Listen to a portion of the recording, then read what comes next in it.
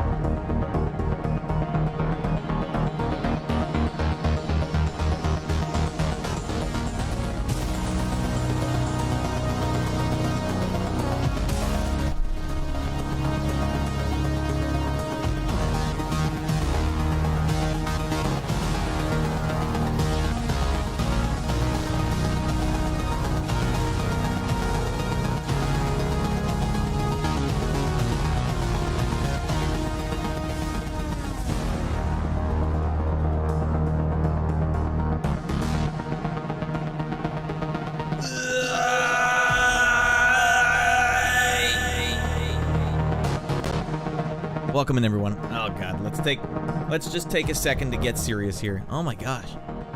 May 17th, Vangelis passed away. Whoa. I know usually I don't usually that doesn't hit me hard, you know, when famous people pass away. That one actually, I had to stop and think. Oh jeez.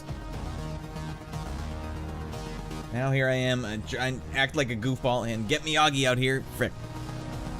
Anyways, for those that don't know, let me just help. For those that don't know, Vangelis was the composer for Blade Runner, the 1982 version, not the recent one. Although he was alive when the new one was made, I'm surprised they didn't get him for it. But maybe he didn't want to do it. He's actually a pretty kind of an interesting character, this Vangelis. He I was just reading his. Here's the thing: while Vangelis may just be one of the most influential composers in terms of aesthetic in my life, it really was only for a vertical slice of his career, from like 1982 to like 1987 or the 80s basically. He just had a sound that it's still resonating with me. I can't get it out of my mind. And so reading his Wikipedia page today, I'm not an expert, that's what I'm trying to say. If you guys want like this ultimate deep dive on Vangelis from childhood all the way until the end, I can't do that for you. But what I can do is maybe just help some people know why he was, why people like him so much and why I like him so much. And why the first two tracks you heard at the start of the show, he's very influential in terms of like what I like to do, and not necessarily the projects I've worked on, but just when I'm sitting there in front of a synth and I'm like, ding, like it always just comes out sounding like Vangelis. Now, what he was known for was basically performing a synth live, and that's kind of a weird thing to. Here, we'll change these tunes up there. What does it mean to perform a synth? I don't even know what that means, right? So a lot of synthesizers out there. Okay, I will give you a little history on the 80s. Guys, buckle up.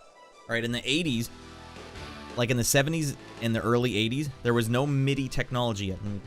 Radd, what are you talking about? I don't know what MIDI technology is. Don't worry, I'll help you out. Is the right one? God damn it. All right, I got to make sure I don't scratch my crotch here. I got the crotch cam in full view. MIDI synthesizers. So yes, synthesizers had existed way early. Moog synthesizers go all the way back. I don't know when they were developed, but synthesizers originally were actually voltage controlled. You send that voltage into that synthesizer and we will create a tone. And then about the time in the mid 80s, they started to get digital. So it's like, all right, get this computer chip to just tell you what tone should be played. And so digital stuff from then on was basically all we ever had. Voltage controlled analog synthesizers became like boutique. Oh, that boutique synthesizer. It controls with voltage, and the neat thing about these old synthesizers, analog ones, they could go out of tune, just like a piano could. So you'd have to like tune them up. What that used to do was create a nice velvety, buttery fatness. They call it fatness because if it's just slightly out of tune, like a piano, you wouldn't want it to be out of tune. I want that piano to be in tune. But the synthesizers, they're like, you know what we want? Every time you play a note, it's like a polyphony, a piano. So a piano could have like, okay, you can hit 8 notes at a time, and that's the maximum. So each one of those 8 notes is like its own synthesizer. So each little synthesizer can be slightly out of tune with the other synthesizer. So when you hit a chord, each little synth responsible for the 8 notes can be a little out of tune. And anyways, so that's the history lesson on synthesizers, analog to digital. Now, in the early 80s, all these guys came from like the 60s and 70s that learned how to play piano and instruments real. Like they were legit musicians, just killers. And then they get all these synths in the early 80s, and they're like, well, that's a new sound. I've never heard that before. Or if I have, it's very new. These are the new sounds of the 80s. Hi, everyone. Hi, Shorty Straw. Get in here. We're talking about synths. Am I sitting low? All right. Hey! I was really low there. All right. Shorty, I'm talking about synths. So they get all these players from the 70s that come into the 80s and are given like a synthesizer. Like I'll give you one, the Roland Juno 60. I think it's just called the 60. That was an analog synth, or I don't know if it was analog, but it had no MIDI capabilities. So what MIDI is when you hit notes on a keyboard, it records what you've hit in like text formation into your digital audio workstation. You can change the notes after, and that's what we call sequencing. I sequenced it. You can play it live, and then you can sequence the hell out of it and be like, I like that part, copy it, paste it, move it around, do all this stuff. That's digital. But back in the day, all these players like Vangelis, they came from this era where it's like, well, I had to play live. I had to be good as frick, or else no one would listen to me, no one would hire me. So when you get all these guys that are killer players and suddenly introduce them to synthesizers. That's where it starts getting really cool. Like, it's from 1980 to like 84, MIDI didn't exist yet. So all these synthesizers in the 80s, they had to play them live. Even if it was like a pulsating bass note, it'd be like bum, bum, bum, bum, bum, bum. Subjects I literally know nothing about, but I'm more than happy to ban someone. Ban the hell out of anyone that comes in rascaling synthesizers. That's a given, though. So Vangelis here, he comes in and he's using the synthesizer, I think that came out in the late 70s, Yamaha CS-80. All right, this was, at the point in time, I think this was like the biggest, most gnarly synthesizer ever. I think it's like 80 pounds or something. It's like a whole table, this thing. And if you look inside, it's wires everywhere, it's everything, but it's analog, right? What the hell? That's nothing digital about that. Now, the big thing about this synthesizer was it had some features that were new, as far as I know. Aftertouch was one of them. Aftertouch, that's where if you hold a note down and press it a little harder, it sends information to your synthesizer to do something. And you can tell it, all right, open up the filter or something. So it could be like, and Vangelis was one of the first, if not the first guy that popularized doing this to make his synthesizer expressive. Oh man, it expressed so much. The guy goddamn invented the aesthetic of the 80s future. That's my favorite future of all. We didn't get that future. We got this crappy future where we have all these phones. Everyone's looking at their phone all the time and no synthesizers. We have trap music, trap drum beats. Oh God. That's not the future we were promised. But I like going back. I like going back and just, I live in this vertical slice of Vangelis' timeline because he kept making music and he's a great composer and he writes really good stuff. But his aesthetic in 1982, the Blade Runner soundtrack just hit. Bam! And right after that, he did Antarctica, another killer soundtrack. No one knows about that one. That one's killer. And he actually released an album, I think, like 2 or 3 years ago. That was great. But you know, I don't follow composers all the way to the end. It's that 82 aesthetic, the Blade Runner aesthetic, really just, it killed me. It killed me, man. So what I want to do today is I want to open up Arturia's CS-80. Now, I don't know if this is poor taste or not. I wanted to do this video anyways. But now it's a tribute.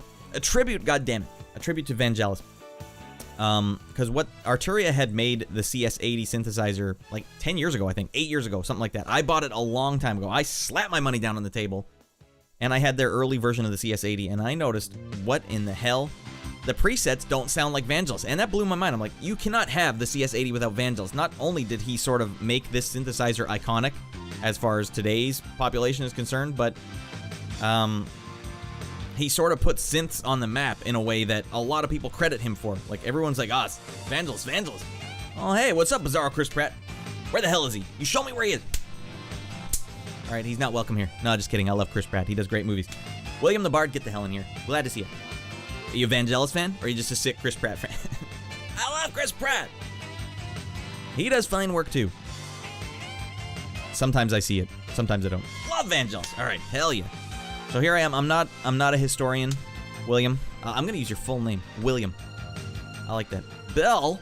No, William. Man, that Blade Runner soundtrack, it just kills me, man. I get wells. I get like lumps in my throat and wells, and if I allow myself, I could just bust out crying at that main theme of Blade Runner. It's tied into a whole bunch of family stuff. My brother told me once, like, yeah, our dad used to rent that movie all the time. I'm like, what? And now whenever I hear the Blade Runner theme song, I think about my dad all the time. R.I.P. R.I.P. to my dad and Vangelis. The end credit music too. Oh yeah, that's where he's like, hey, you know what? Why don't we just use a sequencer? There'd be no Mass Effect without Vangelis. And Mass Effect is, I don't know. I guess there's other things, but for me, my path was like Vangelis, Mass Effect. Like, I followed this a cinematic synth journey, and I'm kind of bummed. You know, the new Cyberpunk game where they're like, hey, Cyberpunk, and then there's nothing like Vangelis in it. It does not compute. Mass Effect, oh, it's a shorty straw. Hell yeah, shorty straw. So yes, you can hear Jack Wall, composer for Mass Effect. I used to read all his interviews. He's like, yeah, Vangelis was a huge inspiration. Hell yeah. Blink, get in here. I need some help with Final Fantasy. I need it, buddy. Are you getting closer to your releasing your speedrun? All right, we fricked around enough, guys. I'm completely blown away by Arturia's newest update to the CS-80V. The original one, like 8 years ago, had the worst presets ever. It was awful. You'd load it up and be like, is mine broken? I paid for it, and I thought maybe mine was broken. These presets do not help me write music at all, let alone there was no preset on the entire thing that sounded like Vangelis, and that blew my mind. The very default preset in this one, they get you Vangelis right off the bat. Holy frick, they know what they're doing. Grenades, mate, grenades! I know, Blink was my hookup, my mad hookup. Oh boy, it's a long task. I'm doing some practice tonight, though. All right, hell yeah. I can't imagine. It's like probably a 20-hour practice. To practice your speedrun? Oh my god, it would take all day. So here we go. Let's turn these tunes down. Guys, Arturia has a new version. I think it's version 4. Where the hell is it? What? All right. This is my LA 2019 is the preset that sounds exactly like Blade Runner. We will get to that preset, but for now, I want to just load up the default one. I already lost it. What the hell one is the default one? Holy Lord, he's losing it. All right, you know what I'm going to do? I'm just going to reload the whole damn thing. Bing, bing, bing, bing, bing, bing, bing. I'm doing it in segments. I just spent last night. All right, segments. All right. Oh, man, what a preset tease, William. Would you like to see the presets? I will let you see the presets. Why don't we go in here? Let's give William the... Oh, this is not the optimal way. All right, let's look at the types. We got bass. Boom. Everyone comes to the Yamaha CS-80 for that sick acid bass. I know I do. Oh, and also, let me get closer for you, William. Why don't I... Where's a good one? I've fricked around with all these keys. That's okay, no, but that's not what I want. I'm almost playing the Blade Runner theme song. I'm not trying to yet. I don't remember which one is the one. All right, is it this one? Sorry, don't worry. We will edit this in post, and it will be sick as frick. All right, there we go. Boom. And you can probably see it a little better. All right. All right, this is the default preset, Aftertouch. Surprise. You know damn well what they're doing. They're like, yes, it has Aftertouch, for the love of God. All right, brass and winds, yeah. Okay, so you would probably consider the Vangelis sound to be brass. So a lot of these are probably Vangelis. Mellow and Tron flute, hell yeah, I want some Tron. I don't know if they made Tron with this, but I want to check that out. JPA, jumping. Oh, of course, we got to do a Van Halen preset. Interesting, they have some drums here, electric piano, Aftertouch on the EP. Hell yes. Okay, get a keyboard with Aftertouch. Don't frick around. All right, I don't want to spoil it, but goddamn, this thing sounds good.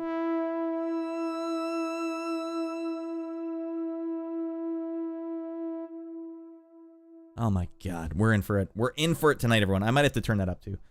Let me know if that has to be loud. All right, it's kicking the balls. iBlink's getting kicked in the balls. Don't kick yourself in the balls.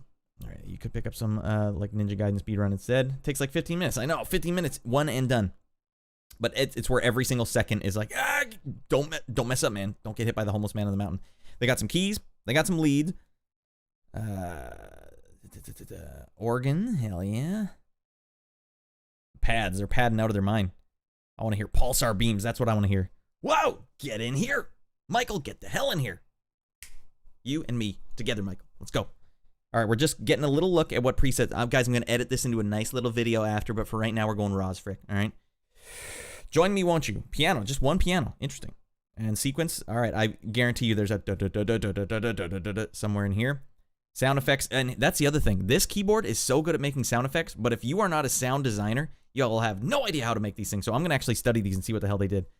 Nice little edited package. Get in here, Angel of Death. Goddamn riffing out of his mind. We got some strings, and we got a template to just start us off. Now, guys, this is such a weird synthesizer because it doesn't have cutoff like everything else. It has, all right, well, here's your low-pass filter. That's what they call it here. And then the initial level. So I might have, do I have to open an oscilloscope just to see what the hell I'm doing? Holy Lord. All right, finally, let's hear some sounds. I'm going to turn this way up. Guys, this has got to be the spotlight. I am not the spotlight right now. Turn it up. Yeah, that's better. We're going to full 6. I'm taking Cubase to the max.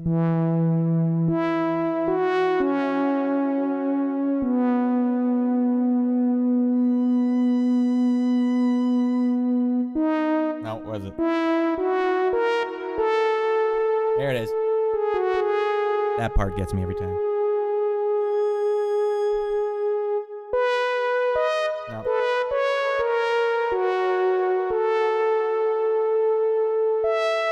Check it out.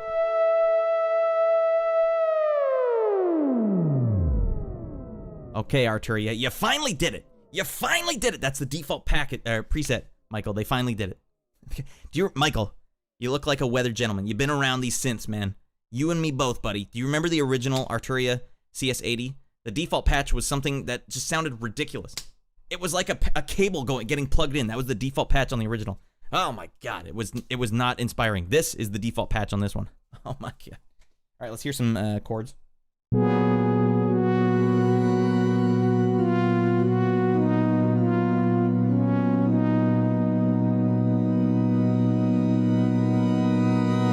I'm not a keyboard player, but I know how to noodle around, all right?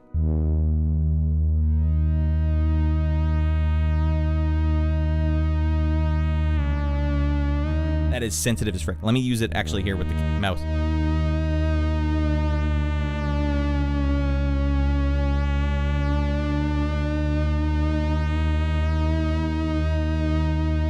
Oh, it goes up a bit too. This thing here was called the ribbon, and you used to actually just be able to put your finger on it on the actual CS-80 and go like, I don't have that functionality. All right. Do you use Frick because you're a Scrubs fan? No, I haven't seen Scrubs before, actually. Never seen a single episode in my life. I'm aware of the show. I say it because, I don't know, my son will watch these one day when he's older. I don't want to be dropping F-bombs everywhere. They're like, what the hell is Dad's problem? You know, we got to go somewhere special for this. We are flying through space, everyone. There it is.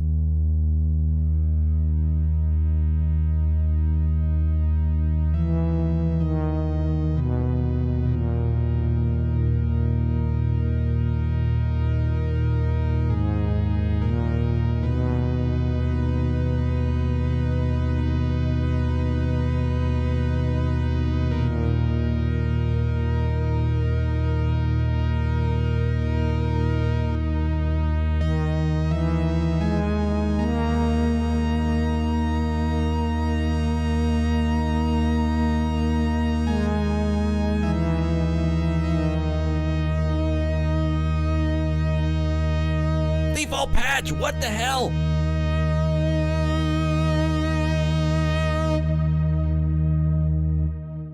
What the hell's going on here? All right, Angel saying, man, I was hanging out with Midnight the other day and having drinks and caught myself saying frick. It's a great catch-all word. I can't believe it. All right, the Eastern sound. Yeah, I've, you know what I like is the half diminished scale.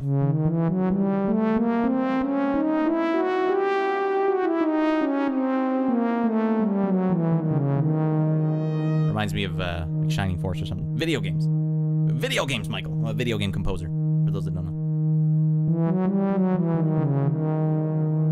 So I'm just curious now. What does it sound like if we go low as frick?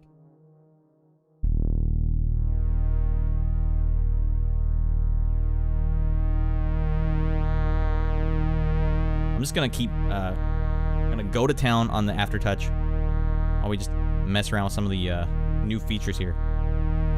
So what they did, guys, was they sort of modernized their own version of this, because the original CS-80 was in like the original Arturia package 1, you know? Music and video games. I know, I'm out of my mind. I just realized Vangelis died, yeah, 3 days ago. R.I.P. Am I right? That's not why I'm doing this video. I wanted to do this video anyways, but I was like, I gave myself a real like, all right, get on there and make this video tonight. All right? Most important things in life. Dogan, get in here, buddy. All right, what are we dealing with here? Velocity, aftertouch. Whoa, check this out. You can just, right off the bat, just say, I want aftertouch to get out of my mind. What the hell? Oh, I like this. Watch this. I thought this was going to be the sensitivity, but maybe I'm wrong.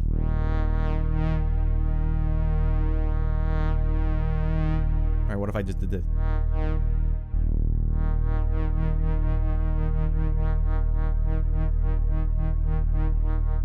Doesn't seem like it's doing much, but I would like to believe that in this feature, you can actually change the sensitivity or aftertouch. Rest in jams, Vangelis, I know. Do you guys ever hear the Antarctica theme song as well? Holy God. I know there's going to be a patch in here somewhere for the Antarctica presets. All right, what about effects? They got nice effects here. I really like their effects. Arturia really smartened up. Did some sick effects. All right, let's get out of our mind. Let's go where no one should properly go.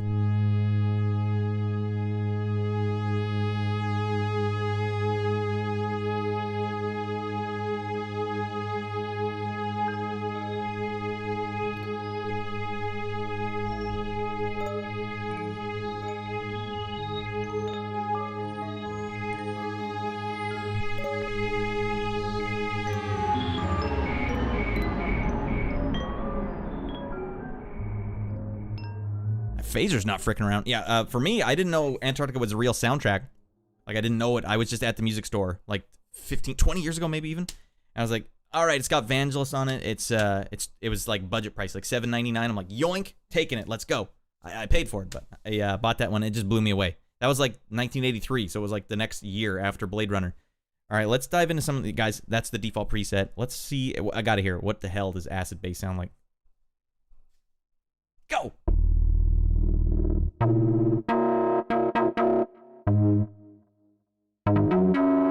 That doesn't sound very acid bass to me, but and that is actually something I'm happy about.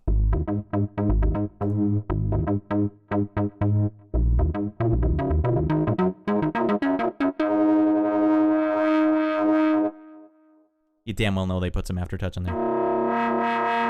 So I did a couple videos on this already, but Arturia really went to town on their distortion. Guys, germanium distortion all the day. Or all the time. All day, all the time.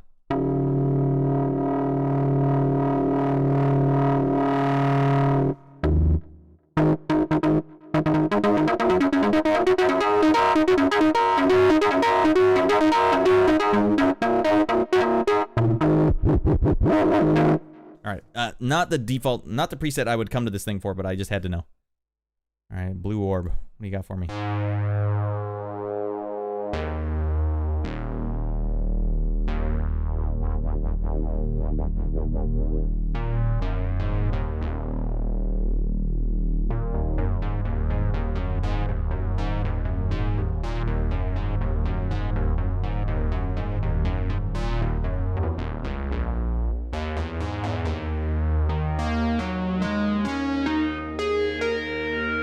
And it works as a key way. Getting the Terminator 1 vibes. Oh, I love Terminator. That's the thing. I was young in the 80s, born early 80s, and so for me that early 80s vibe, that's like just pure nostalgia for me. But the early 80s is also just like a sick time for music in general, because I was telling at the start of the show, I did a whole monologue, but I'll give you guys a refresher. In the early 80s, all those players and composers and stuff from the 70s, they didn't have any digital synthesizers. They didn't have any synths. They were probably playing keyboard, grew up playing keys. Synths didn't exist for those guys when they were growing up in the 50s and 40s. And then they get into the 80s and they're like, here's a Juno 60, or here's your Yamaha CS-80. Make us a song. And they're like,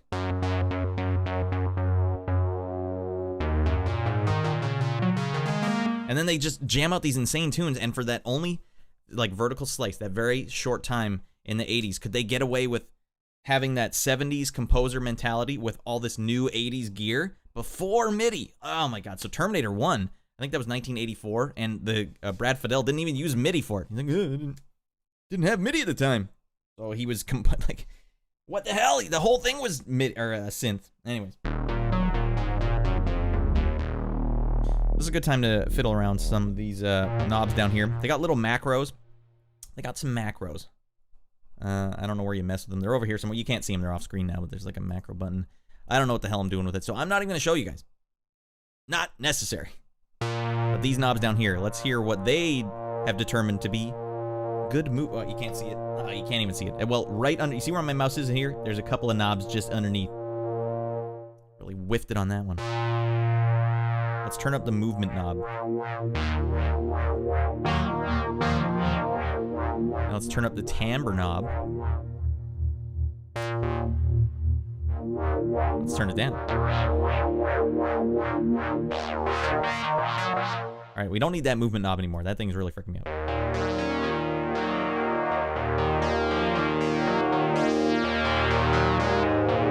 God damn, it sounds like even love early synth stuff, yeah. And Terminator 1, honestly, William, I'll call you Will now. Will, goddamn, Terminator 1. You think about another movie from the 80s that had that much synth in it, I think the whole thing was synth and done on synths, except for, apparently, a little bit of electric violin. Like, they just plugged a violin in for some of the, like, shrill parts. All right, bass.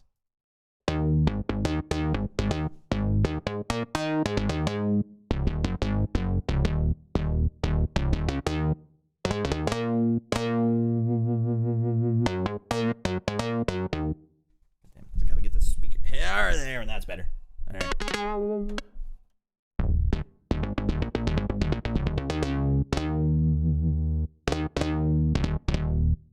All right, hell yeah. All right, usually I'm awful at playing bass patches live, so this is pretty good. I was like toe jamming. What the hell's going on here? Veiled Nomad, you are out of your mind. I appreciate that, buddy. Fred and I appreciate that. We're getting back to that space station. Dan is up there fricking around the whole time. Another month, and another sub to another soon-to-be Berta boy. An Alberta boy, that's right. I'm in like 2 weeks, I'm moving to Alberta. Where I'm going to be just jamming my balls off. Just playing synth in my basement.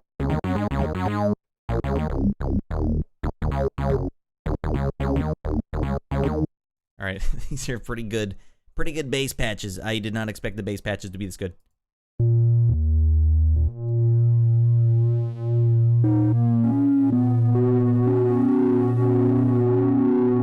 The original Yamaha CS-80 apparently had like preset patches here. You can make your own presets, I think, as well, but it would like save the settings somehow. I don't know if these affect mine anyway. What was it? What was Chariots of Fire made on? I believe it was also CS-80. That one actually won some awards. I'm blown away that Blade Runner did not win any awards. How about Jovian Sphere?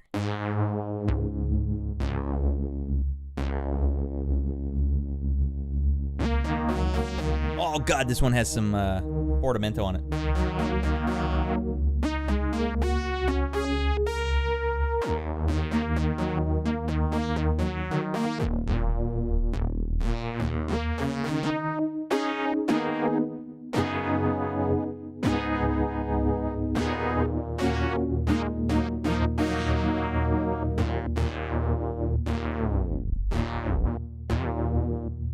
That. All right, I got to get away from the bass because I'm gonna blow it if I keep playing bass.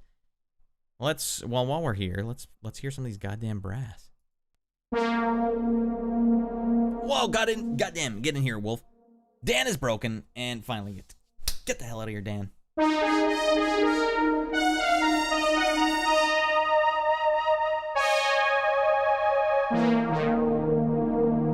one's a little odd.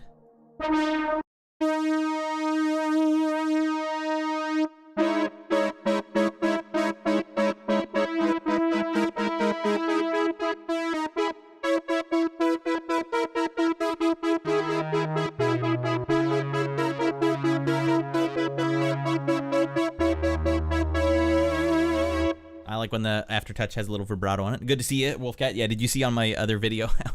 You were right to make a clip out of that last scene. All right, so aftertouch right now. Well, let's get back into what is it? This one? Is this the one I need? So you guys can actually see my key. Yeah. Here's the big thing about this piece of software, everyone that doesn't know what's going on. Aftertouch. So I can hit the key. I can do that all I want, but if I hit the key and then start pushing hard on it,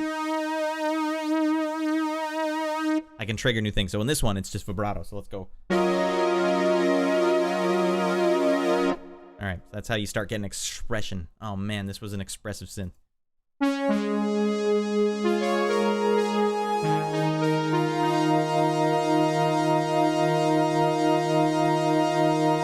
Little sustain pedal action.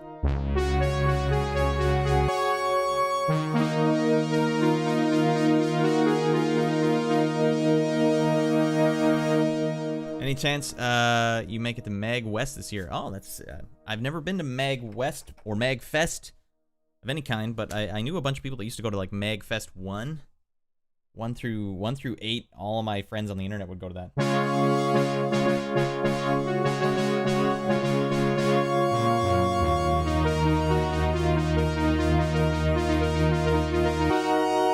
Now it's in San Jose. It used to be... Oh, there's like a West Coast one now. I see. Yeah, it used to be Midwest only, right?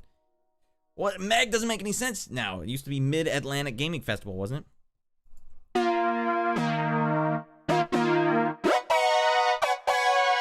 Oh, man. Oh, my God, that sounds good.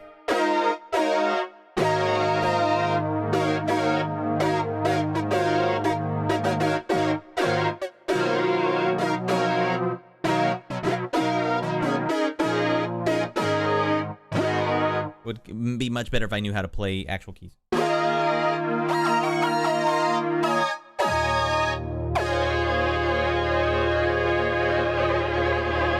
Let's see if there's aftertouch.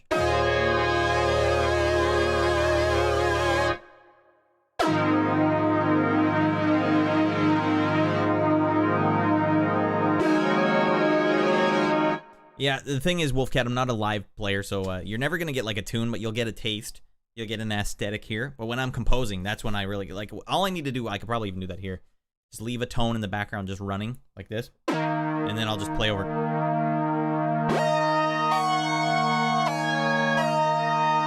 Although it's a little hard when the key actually has a chord built into it. So there is other stuff up here. I don't know how to mess with this stuff.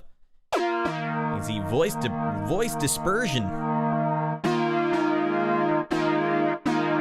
And then if you go to custom mode, it's like, all right, get this thing all fricked up.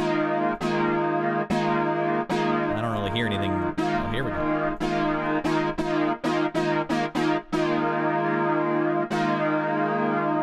So as far as I know, the actual synthesizer, which was humongous, was the size of an actual table, had all these little screws on the back that you would have to like just tighten or loosen, and then that would change the tuning, or it would change like the sensitivity of the filter. So this thing here is what we call a filter, for anyone that is wondering. Or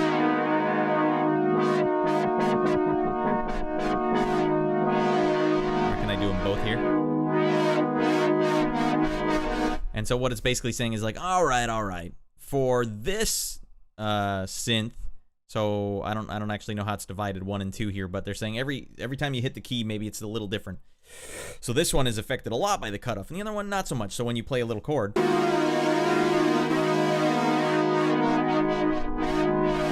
and then you affect the filter for all of them, some of them are just a little different, and that's how you create just a little, you know what, God damn it, maybe I should try this. Do I dare? I'm gonna go to the template.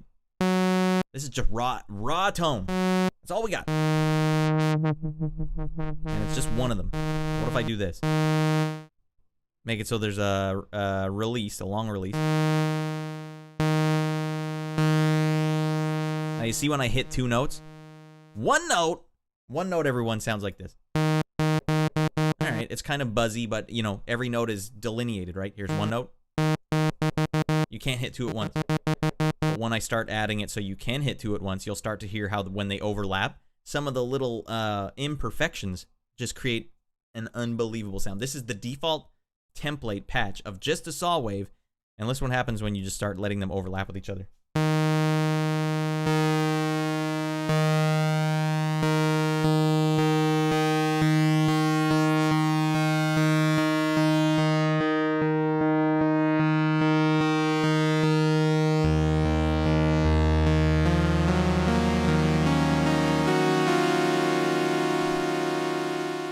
Maybe not as much relief.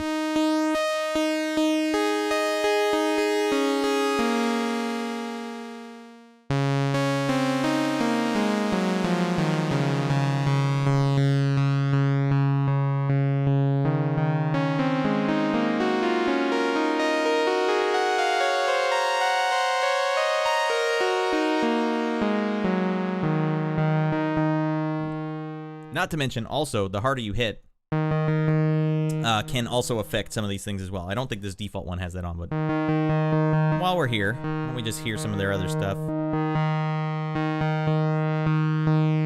I haven't messed with this at all, so I don't know what the hell I'm doing. All right, so only saw wave is clicked down here. What if I hit triangle wave?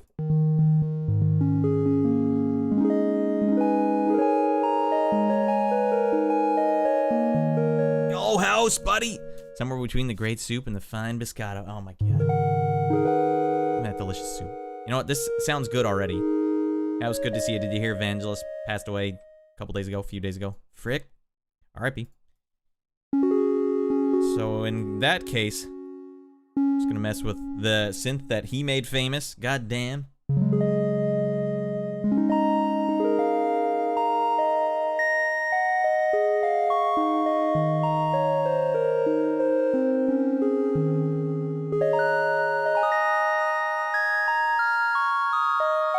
What I need is velocity. I need velocity to start. Right? Destination, velocity, cutoff. Start fricking around with the cutoff velocity. Filters, brilliance, global brilliance. Or do I want global brilliance or do I want channel 1 brilliance? All right, cutoff. Yeah.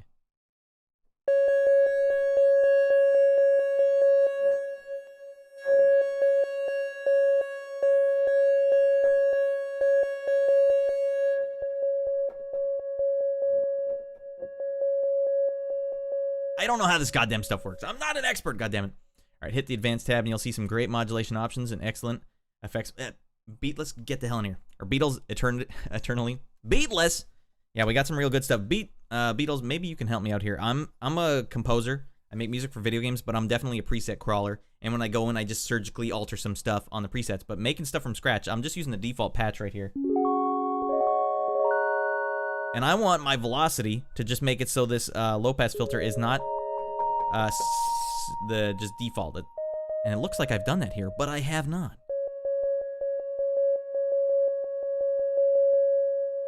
All right, fine. We'll go for global brilliance. Oh, that actually did something.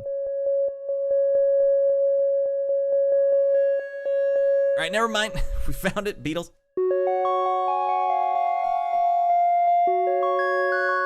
Now, one of the other things I like is they have this effect. They're basically going straight for the jugular of sound toys, which I like a lot. It's a great company, but they've got this delay in here. What's the one? Blah, blah, blah, blah, blah, blah. PS delay. These rascals over at Arturia. They're like, do you want to? Where is it? Pitch. Let's go with. Let me do 7 semitones. Why not?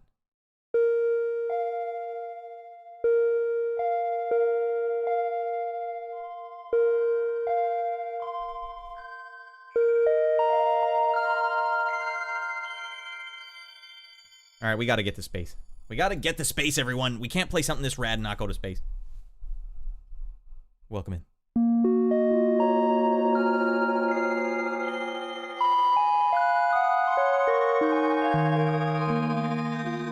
It doesn't work. All right, here's what you got to do. Make it 12, and that way you can't go wrong.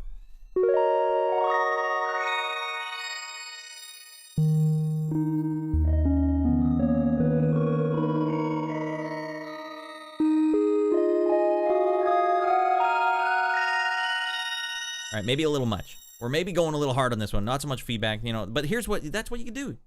This PS delay, I don't even know what the hell it is, but.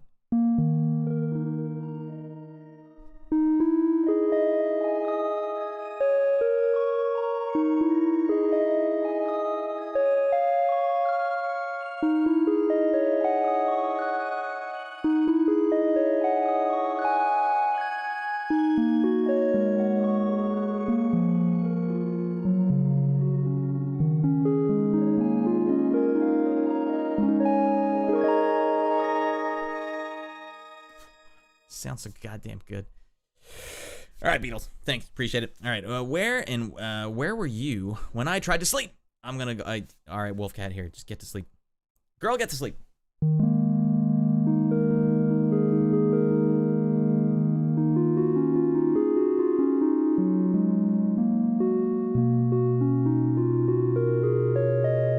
Are you asleep yet?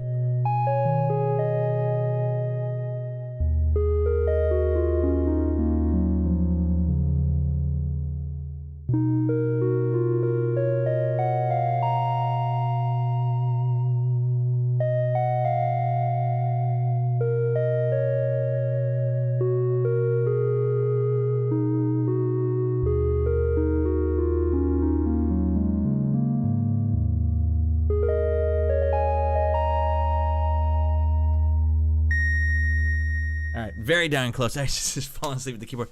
All right, that's what I do. Hey, welcome to the Northern Rad Experience, everyone. Welcome to Radland. Time to get to sleep, everyone. Hey, you think I've been drinking all that Diet Pepsi caffeine free for no goddamn reason? I'm trying to get to sleep too. All right, Mr. Rogers vibe. Hell yeah, that's what we're going for. Do you guys know Mr. Rogers was apparently the guy that played the piano on the goddamn show?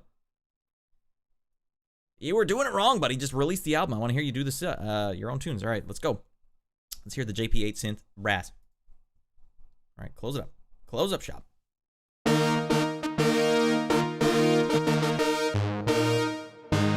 guess that does sound like a JP8. I'm not an expert. All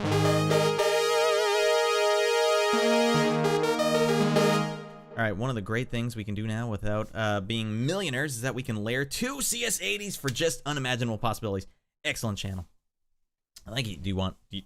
Hey, Beatles, do you want me to? Do I dare? Do I dare? All right, fine, I will. I'm gonna make my own computer right now, just for Beatles. Just for the love of the Beatles. All right, let's get both of these open. I don't care. I'm crazy. I'm a deranged lunatic. Welcome to the channel.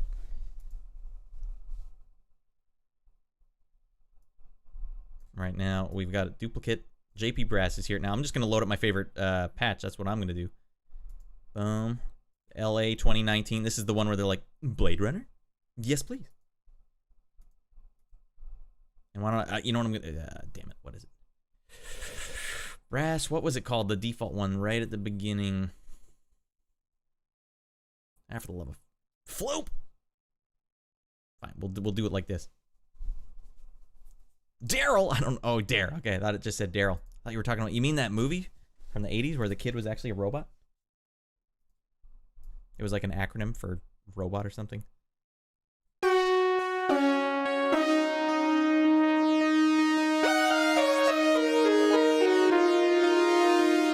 I don't know. Daryl? God damn it, Daryl. We'll just load two of the same one. Let's just get double the fatness. Double fat. It's already a fat synth. Well, let's go double fat.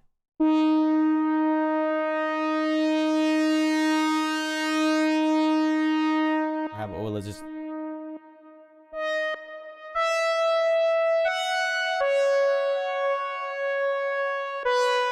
here we go.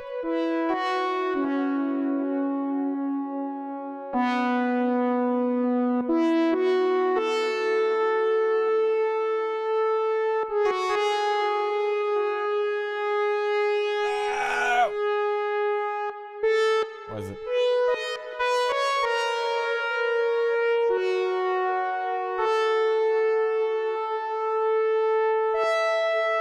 I can only do one. All right, goddamn, the thing sounds great. All right, I think that might be too much fatness. I'm sure there's a lot of fun you can do where you just you fine tune that correctly. But this is the one, everyone. This is the one. This is the piece to resistance. Do I really want this open still? I don't think I want to mess with that. That's the aftertouch.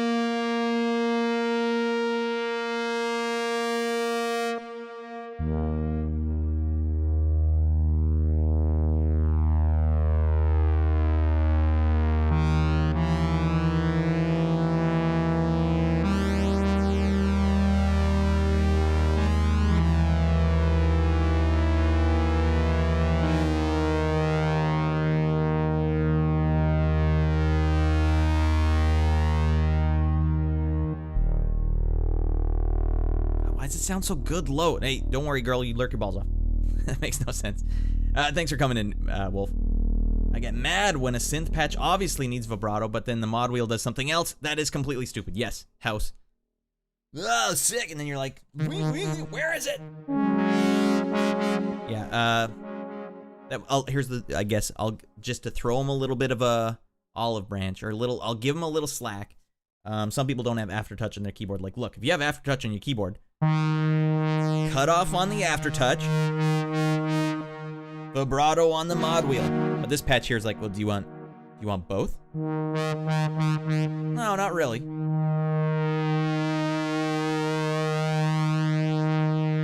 It does give you a fine level of control, but... Well, you know what? I don't like that the aftertouch is changing... I wish I could do softer. I need it to be soft, goddammit. I need to be tender. Now this is where I'm really gonna start blowing it. Everyone's like, oh wow, what a great synth, and then they're like, this guy doesn't know what he's doing. Look at all these knobs. I don't know what the hell I'm doing. I'm a preset crawler. Hey, William, you're not by any chance a shizzer, are you? If you are, we'll see you around, buddy.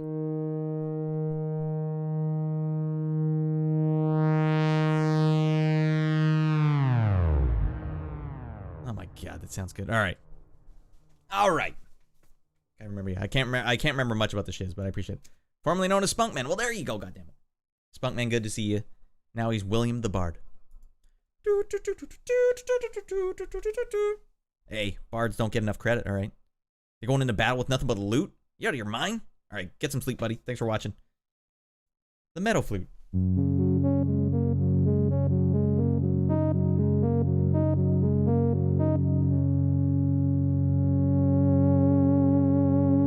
You can have a little vibrato on the aftertouch too. I don't mind that.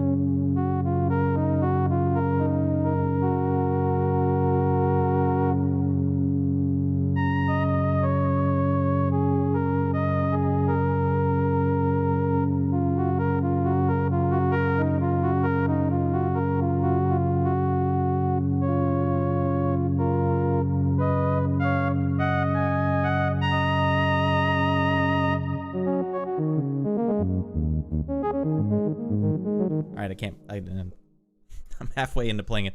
All right, mellow and Tron flute. Come on.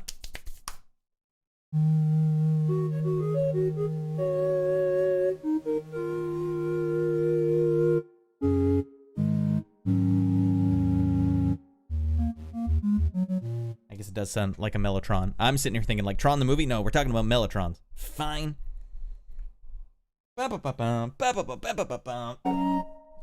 doesn't work. Wendy Carlos is probably one of the other like big names in the early synth era. Wendy Carlos did the soundtrack for Tron and other stuff. Wendy Carlos would do like, hey, turned on Bach, and then it'd be like, it'd sound like this. Maybe not like that, like a much simpler sound, but it would just be like a whole Bach's orchestra symphony in like a basics fundamental tone.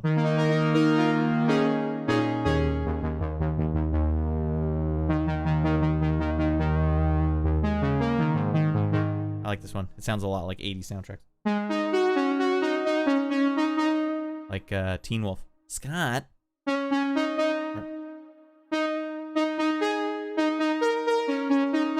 when he's in the bathroom transforming.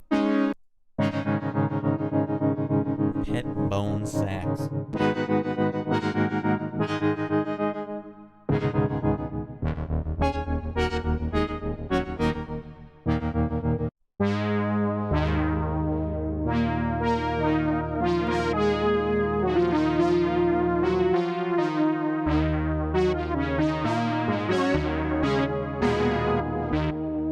I might have to take one of these and just...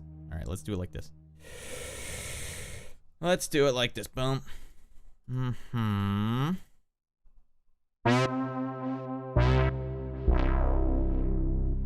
Do we dare go so goddamn low and sinister with it? I think we do. Championing! Evening, everyone. Joey, get the hell in here. Wendy Carlos was a major force in the champion of additive synthesis. Alright. What was the main synthesizer in terms of added synthesis? Is that some, oh, you mean like FM? Is that what we call FM these days? Because you're adding a bunch of sine waves together and they're stacking? No, I don't, wasn't it like organs? What is additive synthesis? I know what subtractive synthesis is, FM synthesis, and additive is where you just keep layering sine waves on each other with harmonics and frequencies until you get weird and wacky sounds. That's some weird and wild stuff.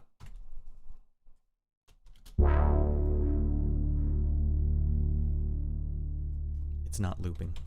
There you go. Oh, that sounds mighty sinister. Like the only one that goes right to the CS-80 and says like, yeah, let's make it sound dark. Layering sine waves, yes. Do you know the name of a synth off the top of your head? I can't remember. I know I've heard of them and I know I've seen them, but I don't remember which one's which.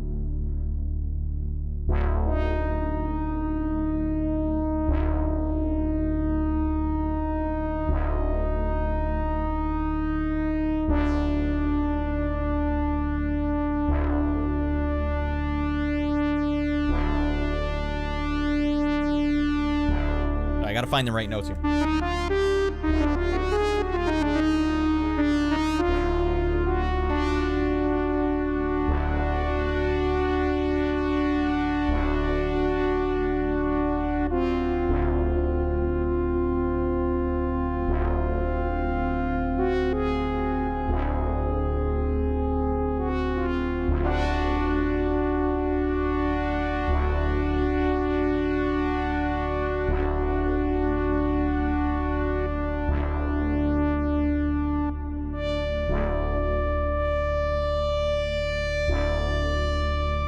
I need more velocity, goddammit. I need it to be soft. It's so loud even when I'm quiet. Alright, where's velocity? Touch sensitivity. Here we go. Nope. Nope. Here we go. Nope. Still not the one. Oh no, touch response. Touch response. Alright, I'm gonna have to dive in. Get surgical with this one.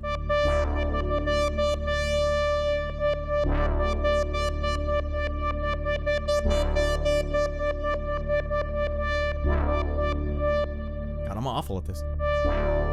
Let's get the brilliance way down then. Or no, that's right. I don't want brilliance. I want the actual level.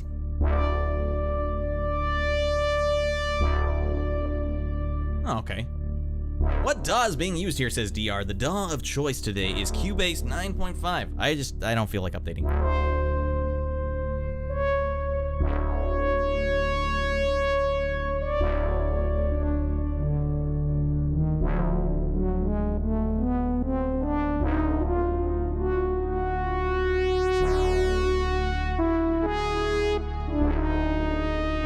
Blowing it. Maybe don't do the dark song right off the bat, you maniac. All right. There we go. That's a little better.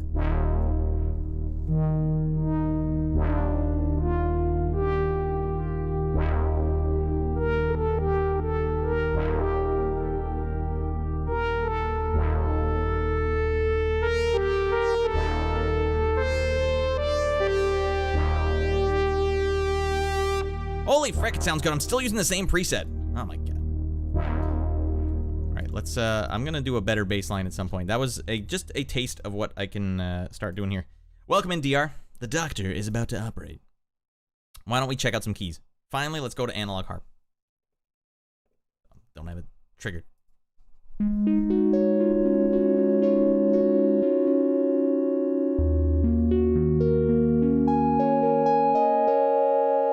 That sounds good as frick. Do you guys need me to turn the actual synth up? If you guys are here for the synth and I'm blowing it with the quiet synth. Oh, we just got ominous sci-fi things about to happen. Yeah, Joey, it's getting scary there.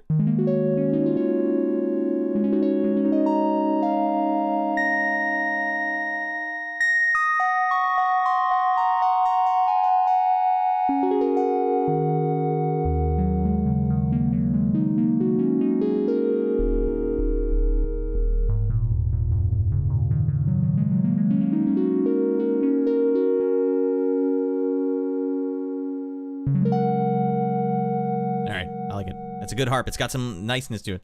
I think the volume is fine, says DR. All right, the doctor says if the he's got a PhD. What can I do? I'm not gonna argue with the doctor. Goddammit. I'm here, says Flipshot. Get in here, buddy. Yeah, Flipshot was the one that broke the news to me. Vangelis, R.I.P. Goddamn. May 17th.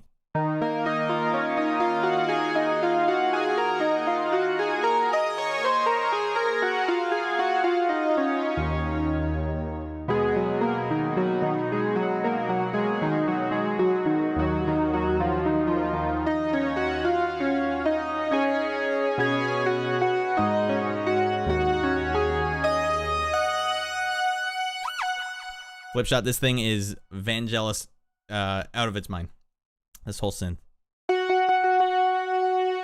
aftertouch on this one. I need more velocity, like touch sensitivity here. These things are loud. Look, I'm just barely touching it. Here's. That's too loud. I need to be super sensitive. I'm terrible at figuring out synths on the go, especially live, which is why I always insist on doing these things live. Hell's wrong with me. All right, why don't we do this? Let's get it way down here. Destination. What will be the appropriate thing for destination on this? All right, how about level here? All right, both VCF levels. That's what I need. All right, VCF level for channel 1 and channel 2. All right, all right.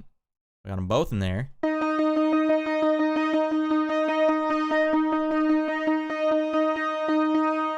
I don't understand how this crap works. I'm in both chats because I'm really two people. We got a split personality here. Flipshot can be his rascally YouTube self and his Twitch self all at once. Well, here's what I'm gonna do. You're blowing it, buddy. One at a time. Is it possible that it just can't go much quieter than that?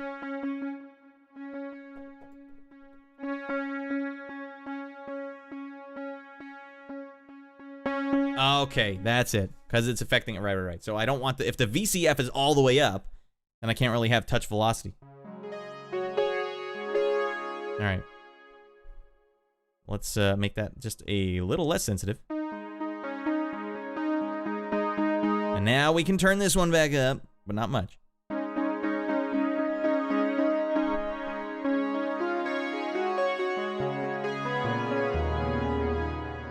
Get my sustain pedal going here. Turn the volume down in your headset, problem solved. Hatter, my god, it's been a long time. Good to see you, Hatter. What have you been up to? Are you still streaming, buddy? I don't see it as much anymore. Everyone had to go back to work, right? What the hell?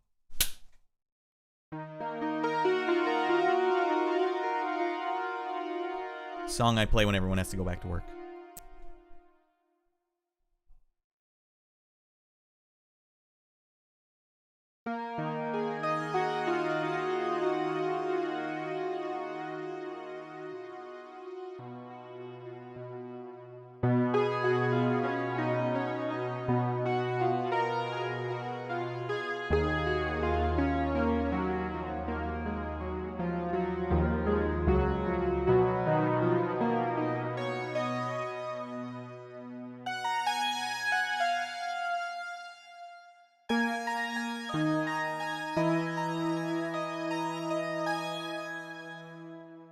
Hit the wrong note, but I liked where it went. Took a long hiatus to keep my sanity, yeah. Did you ever end up beating Xenogears? That's all I want to know. Yeah, I had to take a hiatus as well, just in order... Wait, what is this? In order to... I just ran out of money. It's like, I basically streamed myself into having no money. Frick. I'm poor now. Frick me. But yeah, we got a big move on the way, Hatter. I'm moving over to Alberta, of all things. I beat maybe the first half of Xenogears, I'm told. It's a long game.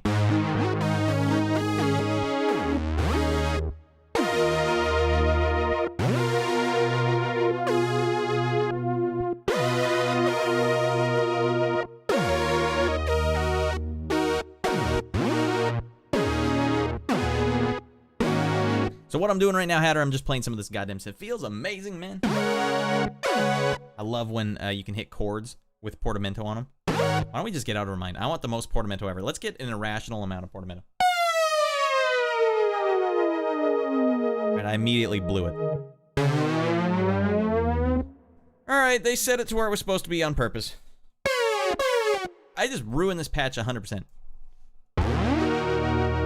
Saved it.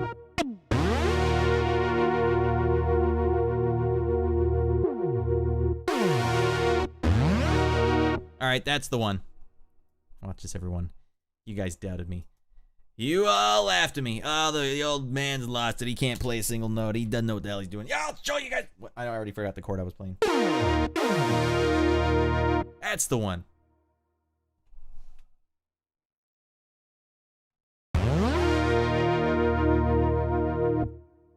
Alright, I probably should have made that a lot longer. Alright, this is what it's like to compose when you don't know what the hell you're doing. You can hear it, you just don't know how to actually do it until you frick around a bunch. Alright, let's get that twice as long. Get it big. Scroll it out here. Got it. Lock it up.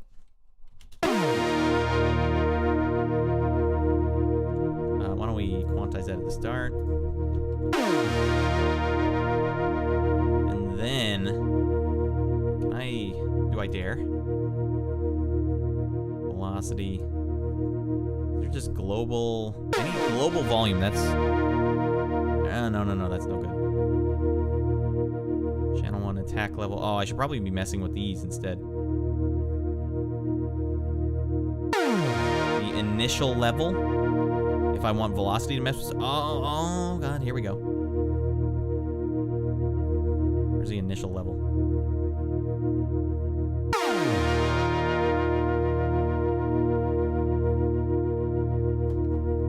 Am I even messing around with the right one? I don't know what the hell I'm doing. How the hell with it. Getting some serious Mass Effect vibes here. Just had her. Alright. Now we're just about to get over mine. Mass Effect, go! I don't know what chord I hit. Frick.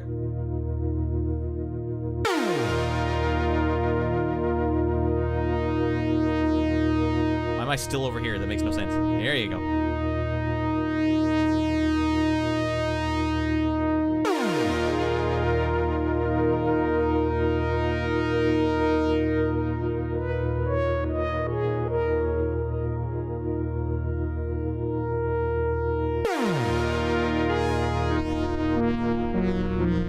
Damn it, I can't do it. I can't do it live. It's so hard to do it live. I tell you, everyone, I'm a great composer. I can't do this live. But you guys get the idea. I also fricked around with this patch, so maybe I'll just... Right, you know what we gotta do instead? template, default. Let's change it over to this, that.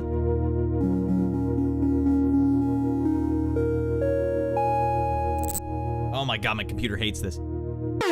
You're playing too much at once, Radd. All right, here's what we're gonna do. Stop it. Oh my god. What we're gonna do is we're just gonna quickly, fine. Let's get back so you guys can actually see what I'm doing. I gotta actually record this. If you want a good synthesizer emulation, you better be prepared to let your computer just bite it. Render with current settings.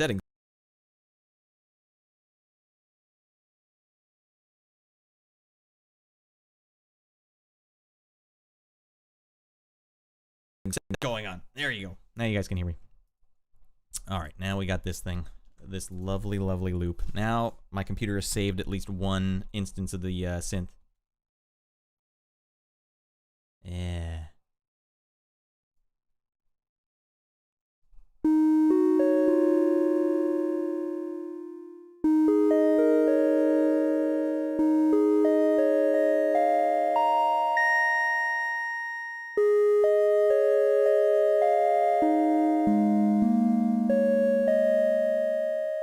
All right. We're getting there. We're getting somewhere.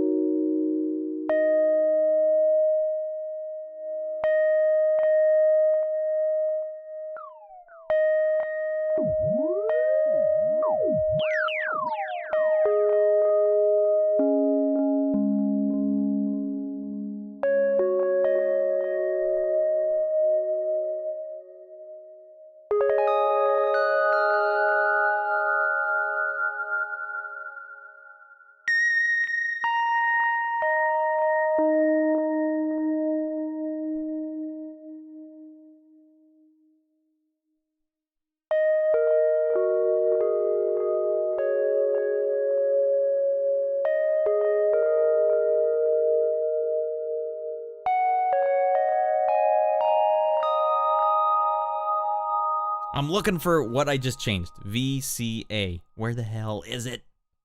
Is it this one?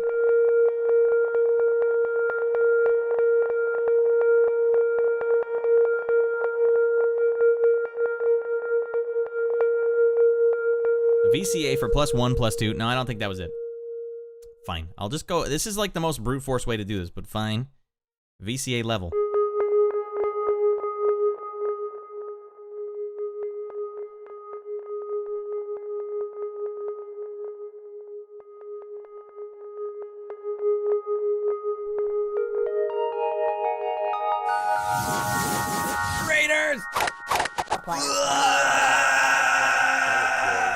Hello, I'm Fred Couples. Welcome to DG Online, you rascal. 36 great holes. Welcome in, buddy. Let me get you going here. I need to know what the hell. Right, says Rocket Monkey. Oh, welcome in, Rocket Monkey 2. All right, can I do SOs from over here? There's only one way to find out. I'm going to SO from Restream. DG Online. Online presently. Let's see if I can do it from over here. What? All right, you are currently playing. All right, Restream doesn't know what the hell's going on. To hell with it. What's up, DG Online? Appreciate you coming in here, bringing all your radio rascals. You're rolling deep tonight, goddamn. Those that don't know, composer Vangelis passed away May 17th. Responsible for the Blade Runner soundtrack, the original Blade Runner soundtrack. Famously used this synthesizer, the Yamaha CS-80, to compose that soundtrack. And it recently got released by Arturia.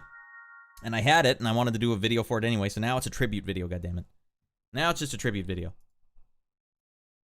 But I'm glad you guys are here. How goes the noodling? Oh, we are noodling our balls off.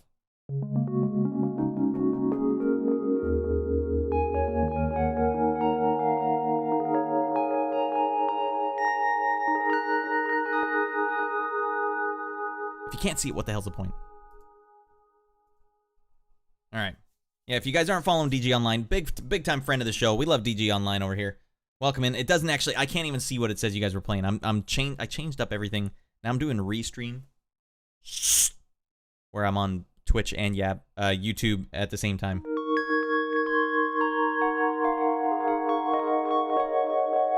But the chat just doesn't tell me what the hell's going on.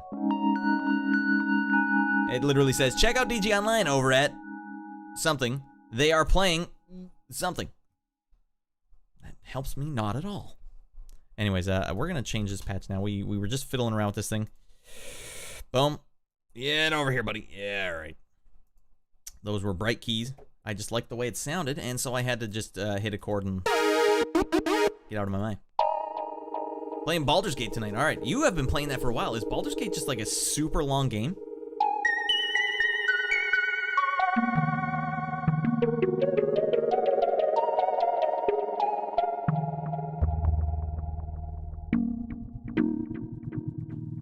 I'm so scared of PC games. DG Online, I don't know how to play them. Every time they have the macros, like if there's a bunch of boxes on the screen for stuff you can drag in, I can't follow. Yeah, but it's massive. But, oh, that's right. It's officially licensed, isn't it? That's like Wizards of the Coast or Forgotten Realms or something. Yeah, it's long enough. Joey confirming. And DG Online coming in saying, yeah, goddamn, it's long. Do about 3 hours per week, and this is week 27. That's a long-ass game. That's longer than a JRPG. All right, I got to show it to you guys. I got to show you again. We're going to show everyone who stops in just how closely this thing does sound like Vangelis.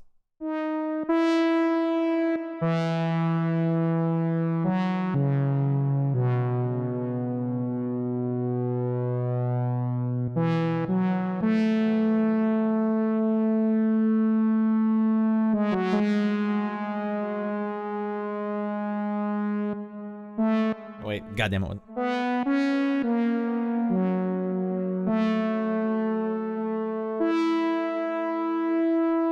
Hold on.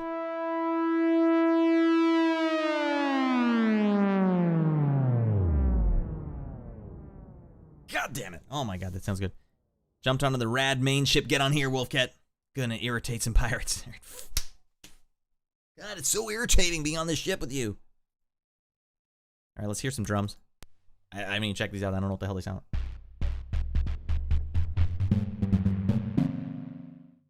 God, even this sounds like Blade Runner. And I'll show you how. Load it up, get the effects going, and then just reverb time.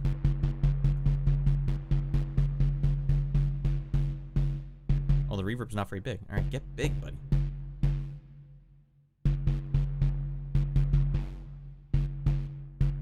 Fine. Let's get a little tape echo going. Not as big as I thought it would be. Size. It's supposed to be huge.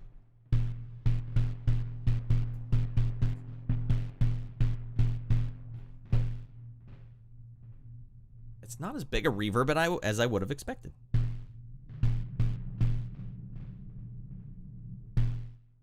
I don't know what the hell I'm doing. I'm terrible at even messing around with my reverb. Ah, the hell with it. Increase the decay on the reverb. It's all the way up, Beatles. Don't you think it should... Wouldn't you assume it should be like... So input, high pass filter... Low pass filter. There we go. I had the low pass. Now, I obviously don't want it to be this goddamn big, but...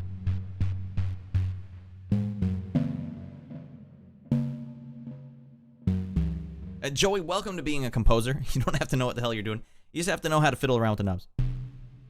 That could be louder. All right. You know what then we'll do?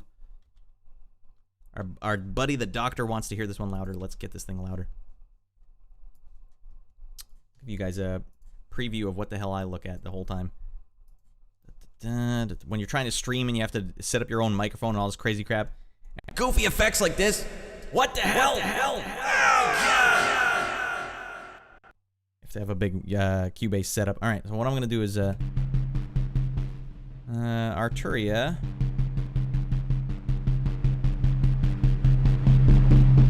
There.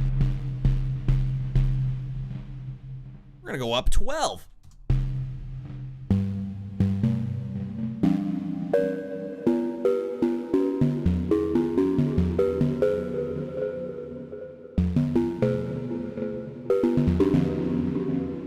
You guys have to picture like that scene when Cartwright, I don't remember his name, the actor.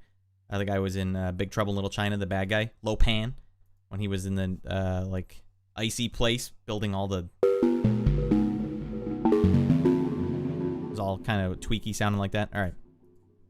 I don't think we need to be up 13 anymore, but we'll keep it up to 13. The Doc's like, hey, thanks for letting me know, Doc. I'll sit in here just freaking around, and then everyone will be like, what the hell's going on here? Now it might really be hitting the red line, but that's fine.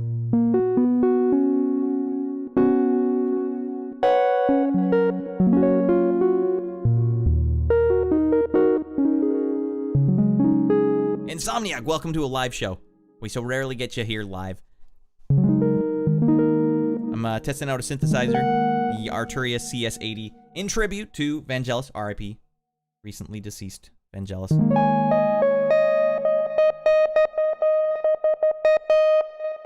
He basically created the aesthetic of the 80s retro future. And he didn't know it at the time. And he kept making music after that, and he made great music after that, but the aesthetic of that era, oh my god.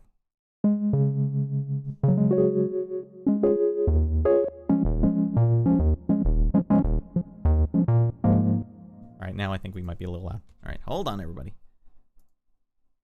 We no longer need to be 12 dB up. But we will go a little louder. I don't know. Maybe I just need to turn up in my headphones.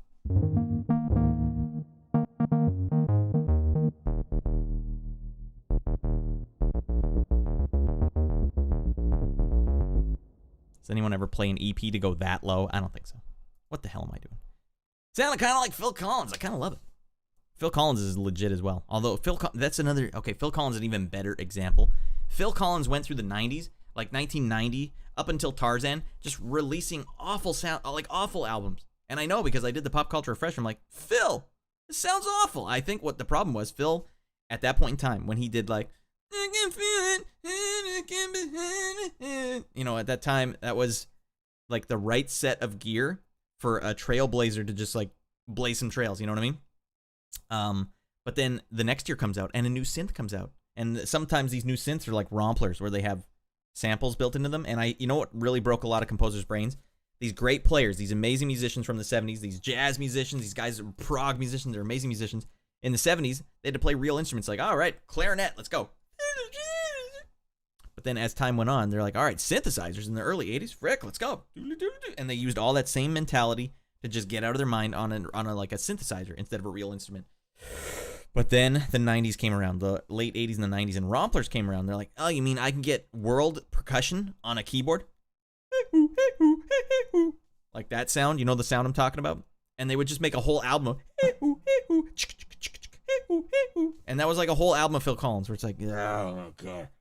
Turn off the world percussion, Phil. Go back. I mean, it's not like he was crazy. All right, how about Land of Confusion? Do you guys ever hear the bass in that? Or no, Studio. Can you guys even distinguish a bass in that song? All it is like it's, I don't even know what it was. If he was to make it in the 90s, it would have been who in their right mind uses a clavie? I don't get him out of here. It's just a beefed up harpsichord, am I right? Sand dunes. Oh, you know what? I forgot. They actually sometimes tell you what's going on in the presets here. Dusty keyboard with a Leslie-like effect. Mod wheel supplies vibrato and aftertouch. Increases filter cutoff. I don't even need to hear more. Favorited.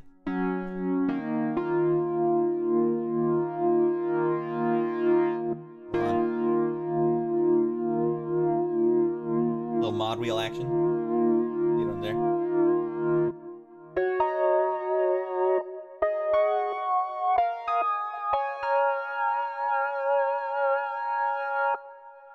I like that. It's a creative EP. Sounds like the future. The future we were all promised, right? Am I right, Insomniac? In the 80s, we were promised a certain future. Back to the Future 2, really, they gave it a visual. We're like, this is what your future is going to be like. I'm like, yes, that right there. I want that. And then we didn't get it. All we got is iPhones. Dumpy smartphones that slide out of your pocket because they're slick. What are they doing with these things? Just put a little strip there so it doesn't fly out of your pocket. Just buy the case. What's the problem? Just buy a case. It's a case racket. We're living in a future where there's a case racket going on. What the hell's going on here?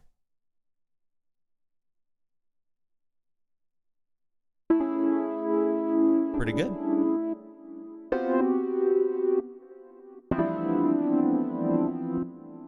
All right, that was his debut. Sick solo album. This guy, no, I want food. Could you just give me some food? No. I gave you food. All right, funky claps.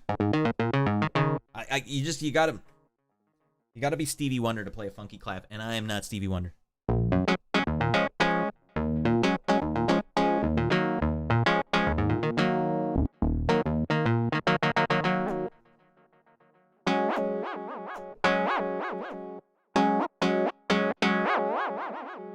That sounds surprisingly good.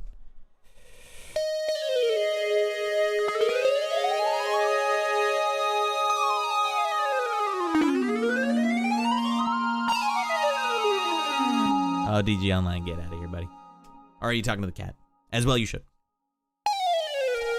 We had a keyboard with different sounds, but the labels were all abbreviated, so I'd look at it and go, what the heck is that? What is an HPSCD? Frick, how am I supposed to work like this? I can't work like this. That's what you tell your parents when like, go on, play us. Your aunt is over, play her a song. I refuse to work like this. I'll never work like this.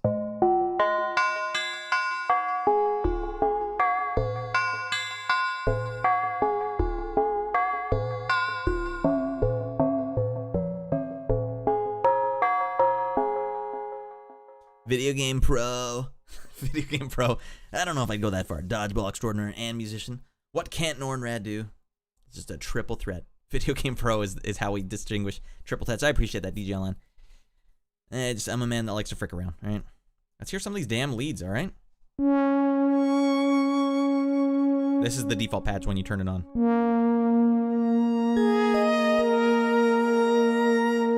Well, can he calculate the average airspeed of an unladen swallow? Not yet. God damn it. It's my greatest, I'm working on it. All right, we're going to space for this one. I'm not freaking around. We're going back to space, everyone. Back again? I know. Back to space. Not literally. Not like we do in the show, but... I'm just gonna... Excuse me for a second, everyone. I just want to check this out.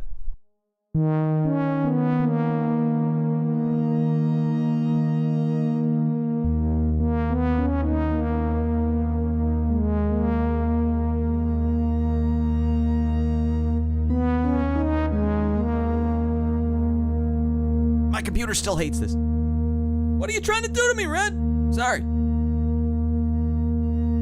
Running OBS and audio software at the same time is a terrible idea. I know. I'm a deranged lunatic.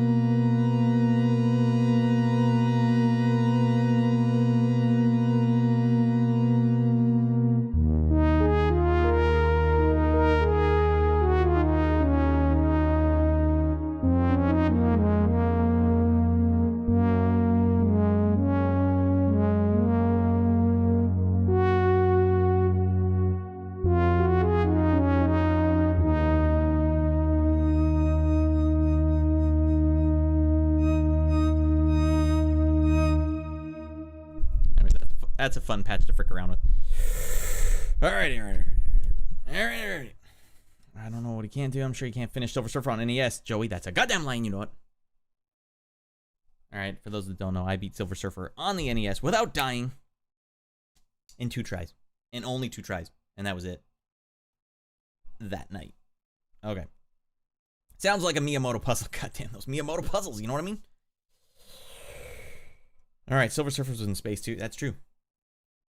This isn't real space. I hate to tell everyone I'm not flying through space right now. That's for when we get back to the show.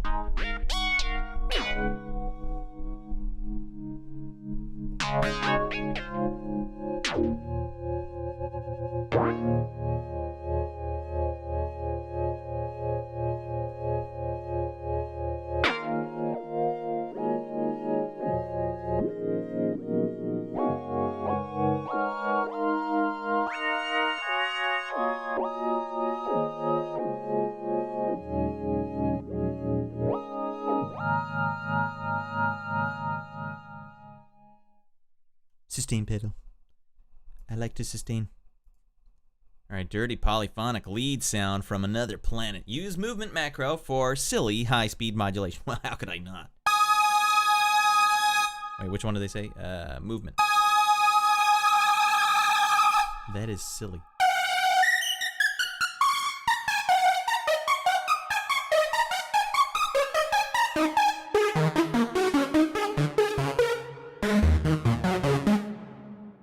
I don't know. I didn't get any silly vibes from that. It's funny, but it's not ha-ha funny. That one reminded me of the game Faster Than Light. The silly one I was just doing? Oh man, this sounds like Star Castle. Anyone like Star Castle? She's a lady on the lake. This is getting a favorite. This is a sick lead. Or Plock on NES, or SNES.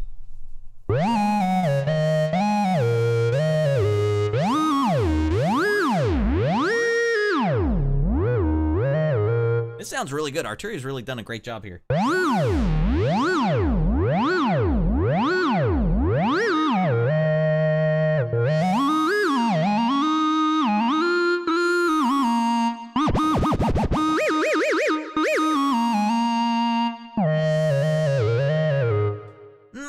Before with the more space between the notes. All right, where you lifted your hands in the long sustain one. All right, let me go back.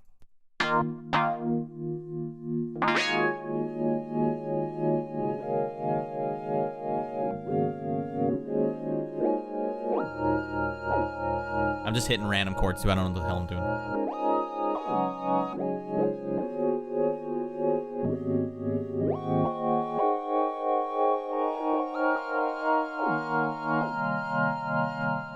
And there's like a sick key change you can do there, but I'm blowing it. Alright, so if you hold down the sustain pedal, this note starts from all scratchy like that.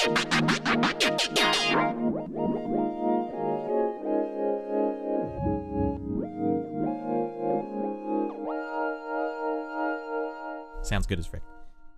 Alright, let's keep going.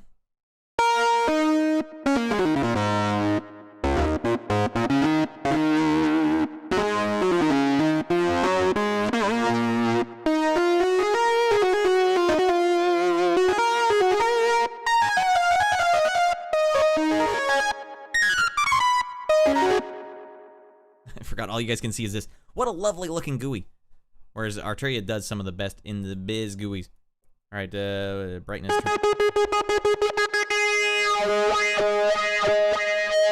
Can we just right click this? No. So you can usually set this to be, hold on.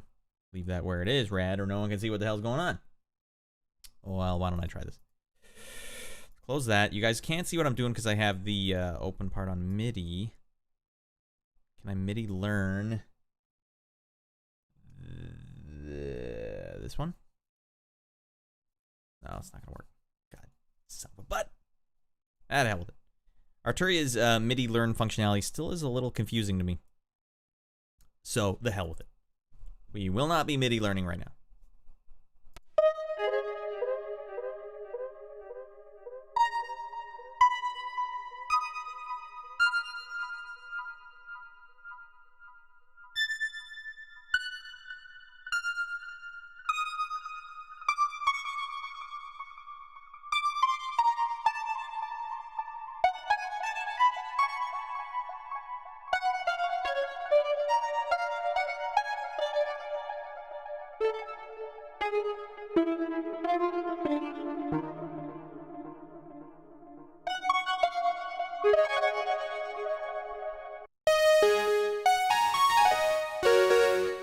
too much. Well,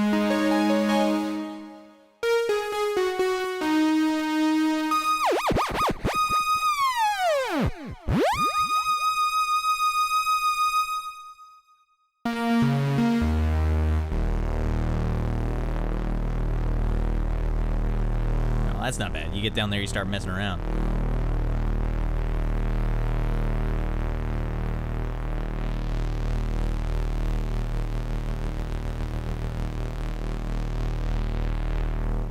Okay, all right, we brought it back.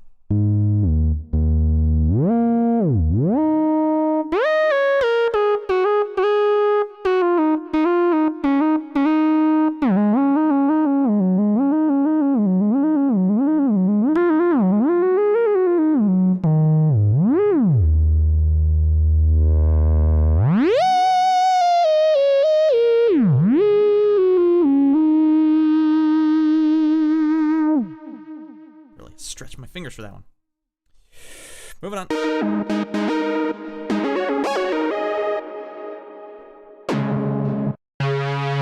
Oh, they got the germanium distortion back.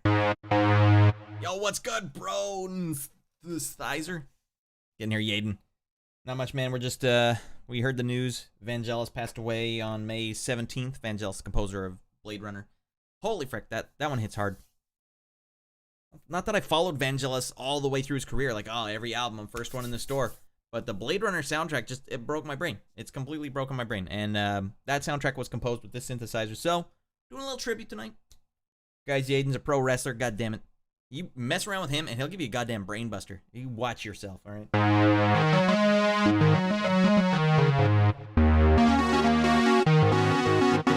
I'm not so good with these leads, so I'm gonna cut my losses and go over to the organs. I like organs, but only when you can give them a long release. Like, that defeats the purpose, Radd. I know.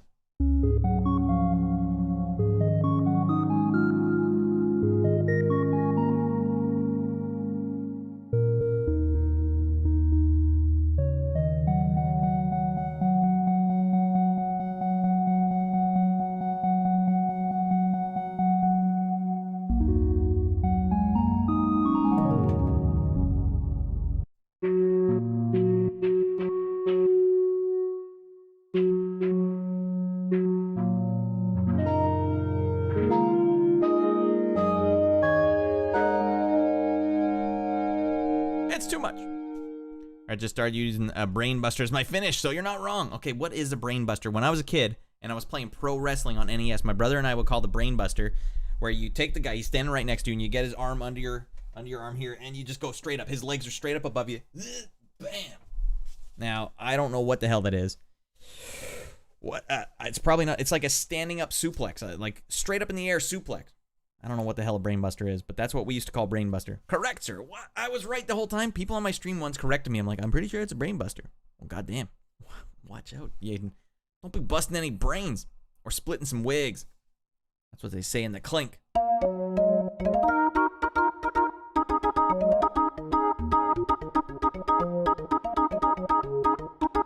You guys want to play some Yes with me? It was funny to me to be like, yeah, let's get this sick Yamaha CS-80 and let's play some organs.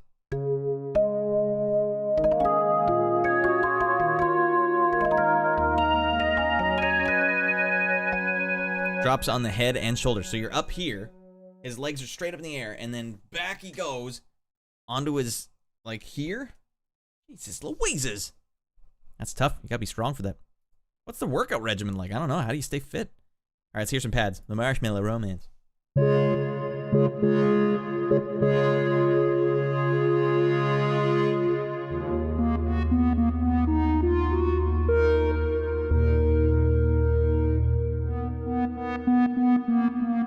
Finally has some velocity. On the neck bridges, okay. You know who were some of my favorite back in the 80s? The Bushwhackers. I always thought that was so cool that he had a bite out of his hat bill. Arr.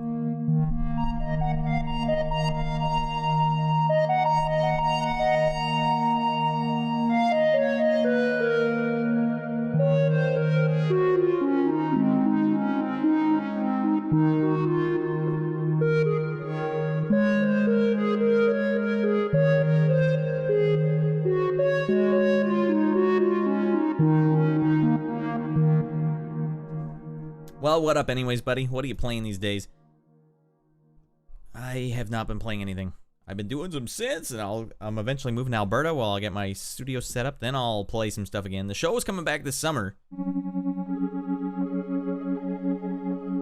don't know when this summer, but this summer. God damn, listen to this patch.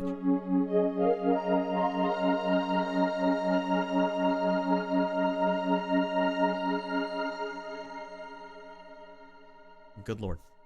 Alright, finish Grandia, finally! On to I Have No Mouth and I Must Scream. Oh, I've heard of that. Why have I heard of that? I don't remember what that is.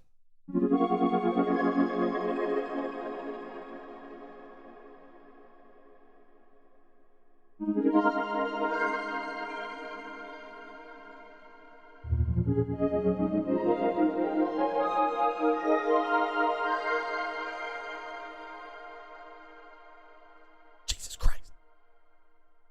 Alright, it's a 95 PC game on the Harlan Ellison short story. Whoa, goddamn weird. Where'd your mouth go? I don't know what the hell's going on here.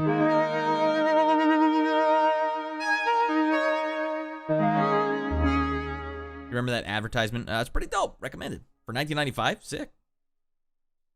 You remember the Resident Evil advertisement back in the GamePro days? It said if these walls could talk, they'd scream. Oh man, that got me big time. I'm like, that game right there. That game's gonna be out of control. That's gonna be out of control.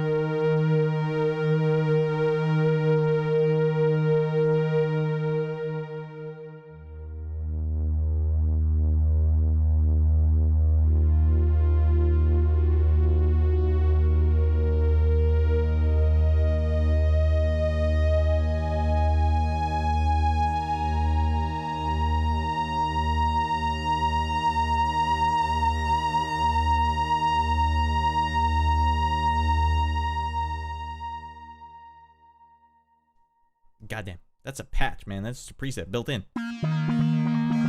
And so was this.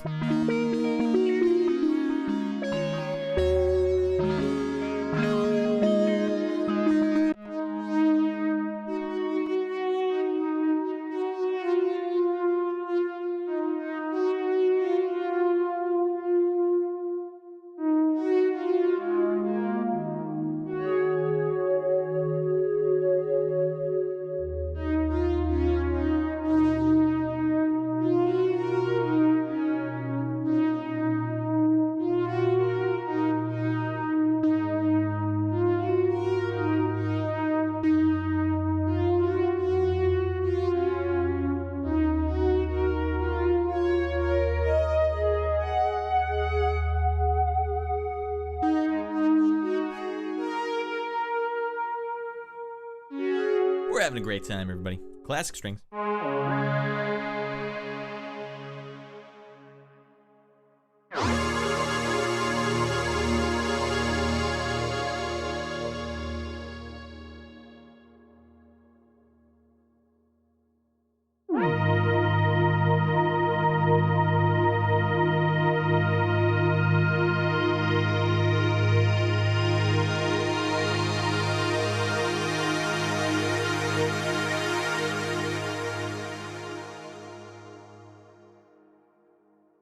Good lord. Yeah, know what he did on that? Well, yes. Yes and no. I'll give you the... Well, we're on pad. I'll go to the one that makes the most sense. Brass. LA 2019. All right, yeah, and this is what he did on the soundtrack. The big thing with this synthesizer was, and this thing is humongous. This actual CS-80 back in the day was like the size of a table, and it weighs like 100 pounds. It's ridiculous. And nowadays, it probably costs $100,000. Like, it is a super expensive synth. because it was all analog and there's wires. It's so many damn wires in here. But the big thing with the synthesizer was the detuning effect. So what I mean is, like, if you just hit a note on a synthesizer by itself, you don't really hear the detuning. But if you hit another note and the notes overlap, then suddenly there can start being, like, you can hear the detuning effect. And that's something you want here because it actually creates movement. And that's what this keyboard was really well known for. And that's what Vangelis was really known for doing on Blade Runner when he wrote the main lead, or the main theme, which sounds something like this. Oh, the big thing on this keyboard is, let me show you here, closer up. Aftertouch is what we do to introduce some of that fatness. So here's a key. I'll go up higher. That's the note. You can already hear detuning, but what happens if I push the key a little harder?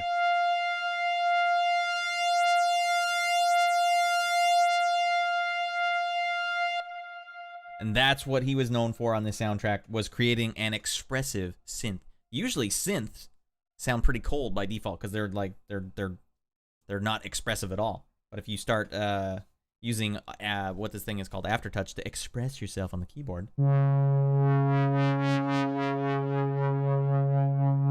And not all keyboards can do this, but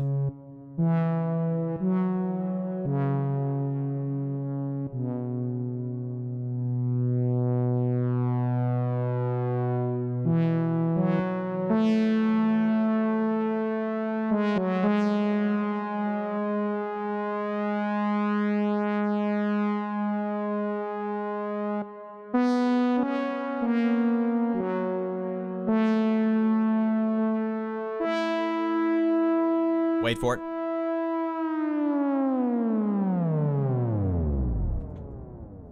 my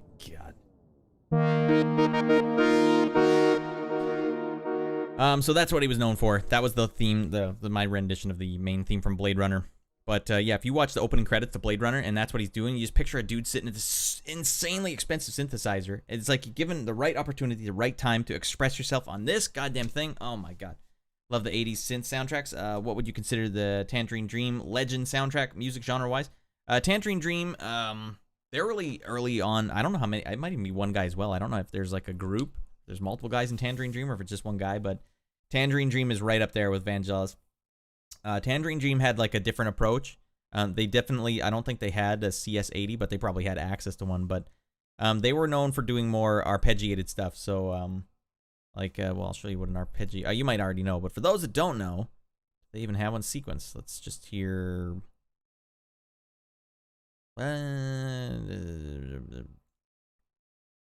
Fine, arpeggio wave. That's where the synthesizer has built-in notes, and so you can hit two at once, and it'll start going through all of them sometimes.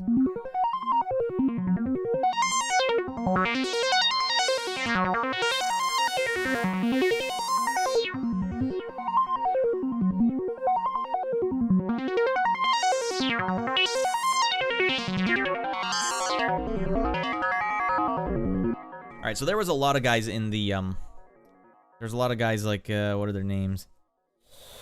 I can't remember. I can't remember the names, but there's a lot of, there was like modular synthesizers in the 70s. That was a really popular thing. Like the whole wall, rack with all the knobs and the cables coming in, and they would do this stuff like, yeah, and then they would just be like, yeah, and then let me just frickin' twist this knob, and then let me, a little bit of there, a little bit of that, click that knob, and then up here,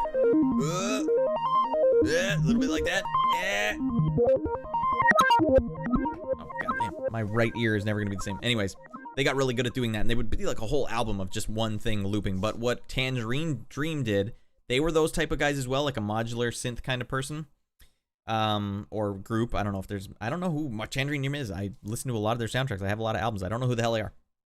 But they would, they were the first ones that kind of made that movie soundtrack stuff. Like they were in Risky Business, and then Legend, obviously. And Legend, they weren't even doing a lot of that stuff. Legend, they teamed up with, I think, the singer from Yes, John Anderson. They made that together. But so they were the ones that were able to bridge into like cinematic and come back, and that was really good as well.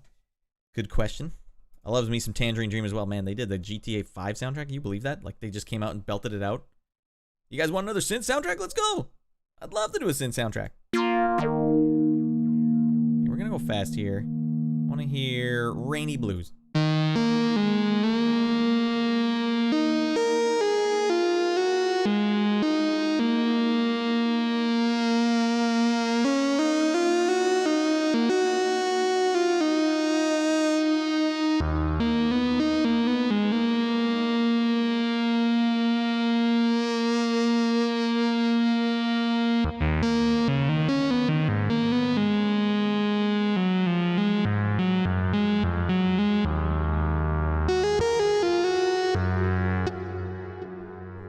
Alright. You guys remember that song from Ernest Goes to Camp? I'm awfully glad it's raining. The gentle rhythm, he soothes the pain inside. And Brad Fiedel and Tangerine Dream are probably my favorite from that era of soundtracks. Brad Fiedel's right up there as well. That man slipped right through. No one gave him his credit, man. The Terminator soundtrack is one of my all-time favorite soundtracks ever. Also, toss on that list, Brad Fiedel, Tangerine Dream, Vangelis. Who's the other one? There's one other. Yeah, I'm forgetting my own favorite composers. I had to hell it. Oh, that's right. Vince DiCola from the Transformers soundtrack. Oh my god. Can you believe the Transformers soundtrack? I can't believe that some business suit somewhere said, yep, that'll fly. They should have cut that down. Right. You cannot put this in movies. It is too crazy. You're not repeating any of the themes in any part of the movie. Every 5 seconds, there's a new riff. We can't allow this. They're like, no, we will allow it.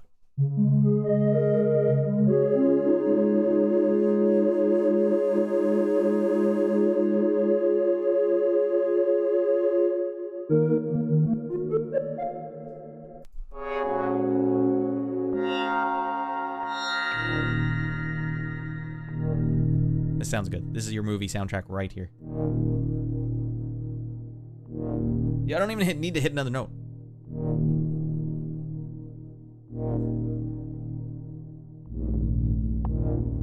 Okay, well, don't go any lower. Stay right where it is.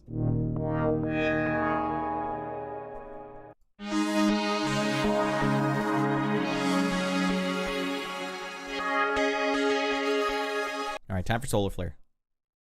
Come on, Tien.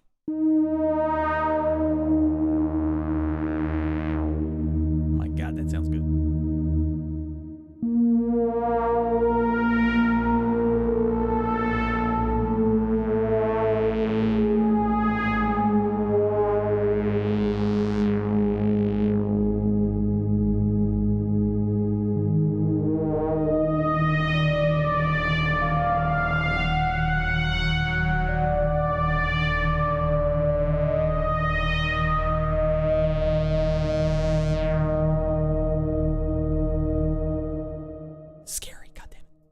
What Tien's hearing inside his head every time he goes into battle. All right, tape pumper. Pump it up. Looks like you're giving yourself a back massage. Here you go, Radd, buddy. Welcome in, Wongtan. I gotta get this. I keep moving further and further away. These hands are too big now, Wongtan. Hey, buddy. Don't worry, buddy. Relax, buddy. You've had a rough day. Welcome in, Wongtan. We're just playing some synth. I don't know if you heard the news, Wongtan. I don't know if you're into it.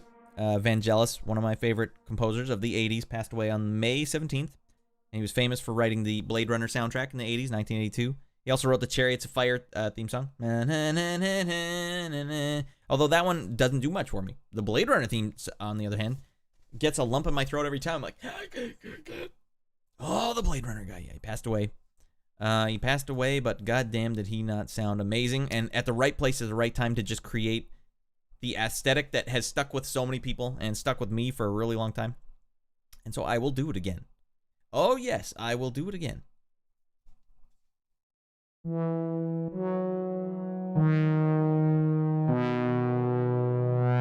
no.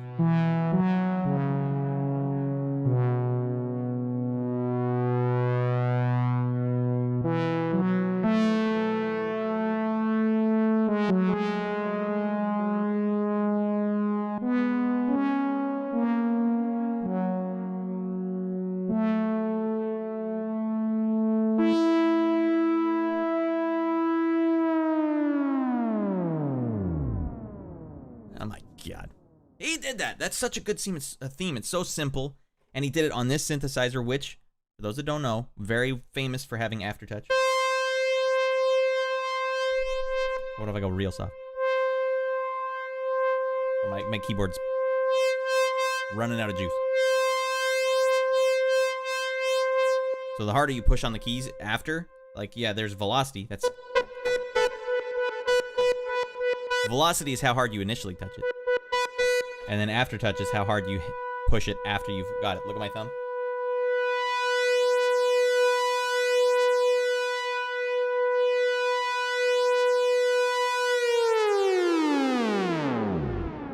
God, that sounds good. All right, I need some pixel art of some dark, rainy day in the future Japan. That's really cool. Yeah, and that's how he was able to write something super, super expressive. Kirill, whoa, it's been a while. Welcome in, Kirill. For some reason that made me... What is this? I don't know. I'm writing some synthesizer music, you know, just having a great time. Don't worry, everyone. We will go back to the space station this summer. Dan has it. Dan has the goddamn space station. Frickin' a-hole. I've been just peeping on the reruns. Yeah, the reruns are fun. It's been good to go back. I've been taking notes and just like, this is funny. This is funny. Remember this. Don't forget about that. So when I come back, Dan is now firmly in charge of the space station. I don't know how he did that. I took vacation. Fred took vacation. I had to take a leave of absence to just get my life in order. Love of God. And then suddenly Dan is the owner and operator of the space station now. God. On the surface, that sounds like, no, how would you ever be able to use this? You'd use this everywhere in your sci-fi movie.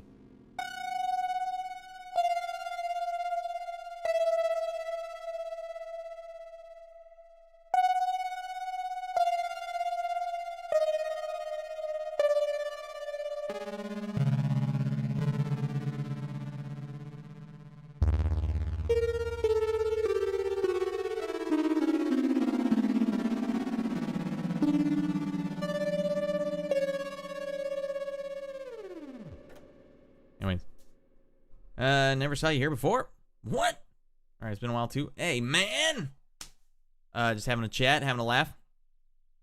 Oh, wait. It's great to see everyone watching together also. Oh, yeah, it's fun to see. It's fun. Well, yeah, when you guys come in, and sometimes you'll actually be in the chat when in the old episodes, and sometimes like Shorty Straw will say something in the chat presently and then immediately say it again in the chat in the rerun. It's like, you haven't changed at all. You had a year to change your mind on Tom Cruise movies. You still don't like them. All right, so you like to watch Ginger Daddies too? I knew Jake was not the only one. Ooh, Kirill, are you did you pop over here from a Wongton stream? Because that is awesome. I should always ask people, like, and then take the survey. How did you find out about my stream? God, that sounds really goddamn cool. Like, you got to think if you're making soundscapes. And Blade Runner, by the way, has an amazing soundscape. I don't remember if I told you. Oh, that's right. We're looking at sound effects. I'm like, why are these ones so experimental?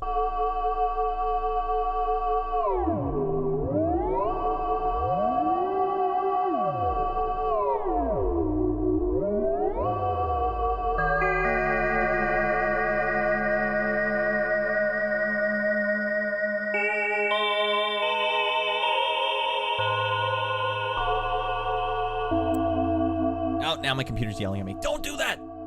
Don't stream while you're doing this much music. Found the stream through the Wong Discord. Oh, through the Wong Discord. That's awesome. Wong, I told you, buddy. As soon as he made me like, oh, just add the streamer label to him. I'm like, thank you, Wong. I appreciate it, buddy.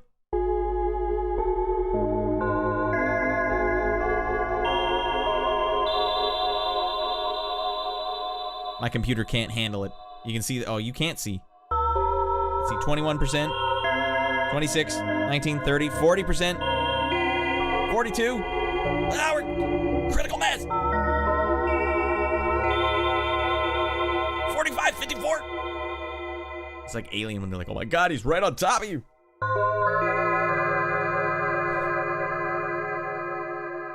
Exactly. Kirill, you get it. It's exactly like a song from an old movie. That's exactly, or like the atmosphere from a movie, right? Not the song that you'd hear on the radio or something, but.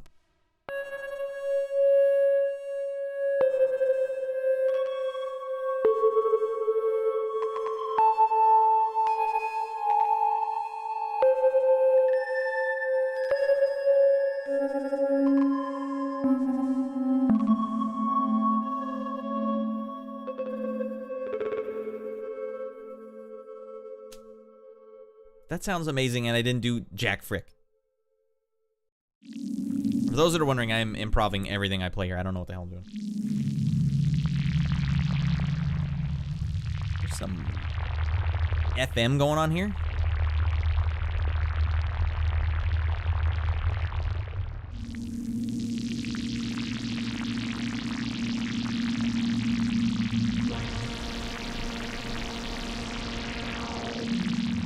That sounds disgusting. Where's the shorty straw? He was here earlier. I don't know, this synth stream. Not everyone's into the synth streams. I will edit this into a nice, concise video on the internet. Remind me, everyone, don't let me leave before I do an outro, or else it's going to be really hard to edit after. It's just going to end. That's the end of the video.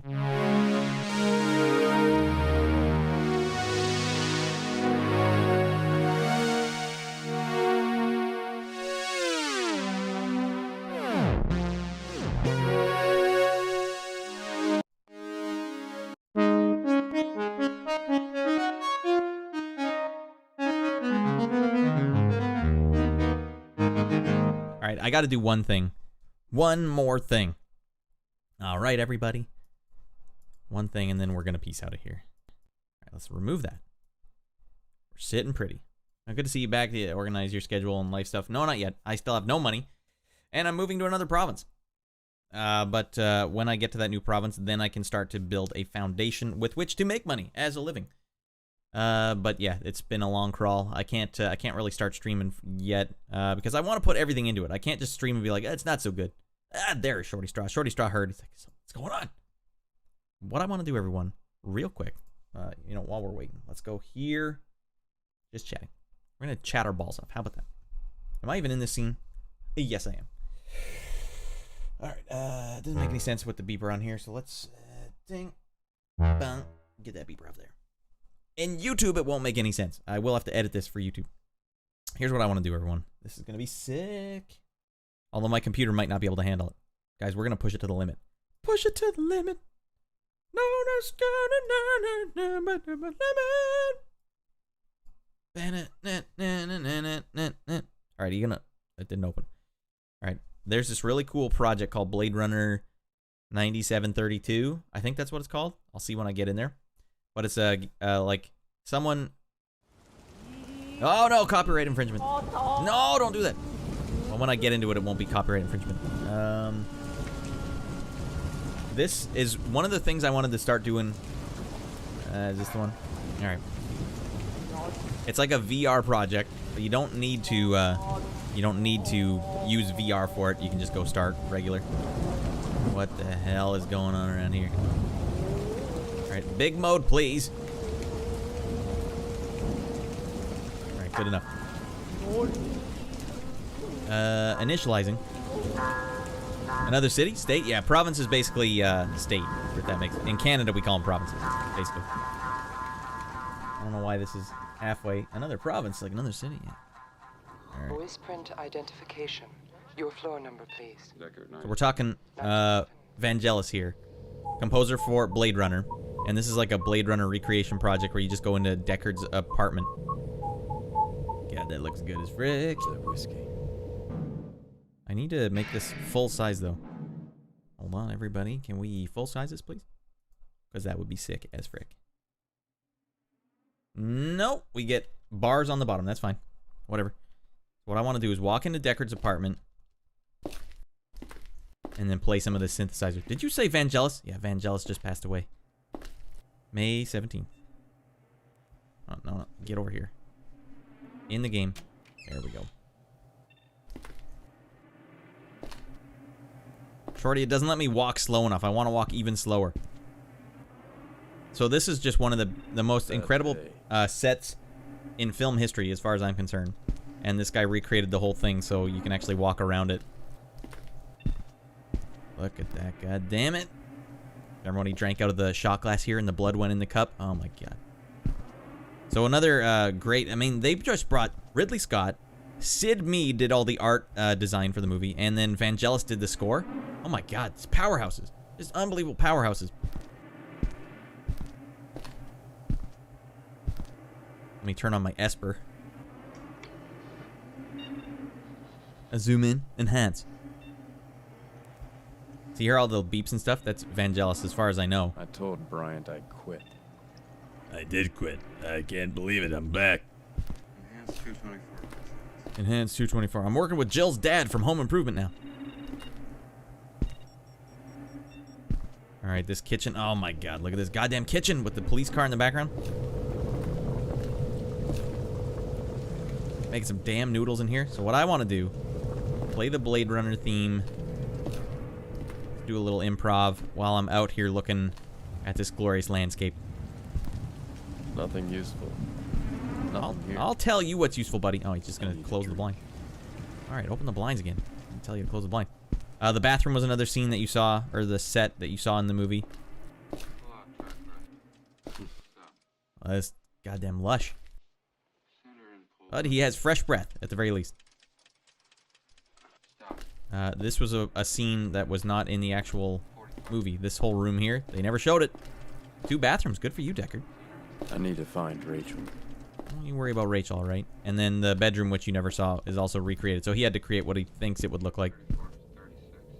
Nice bed, very nice bed in the middle of the room. That's not feng shui. That is not feng shui, Decker. Duh. Alright. Alright, let's see if my computer can handle this, everyone. Wait, dang it, they're gonna play. I don't want you guys playing, I'm playing.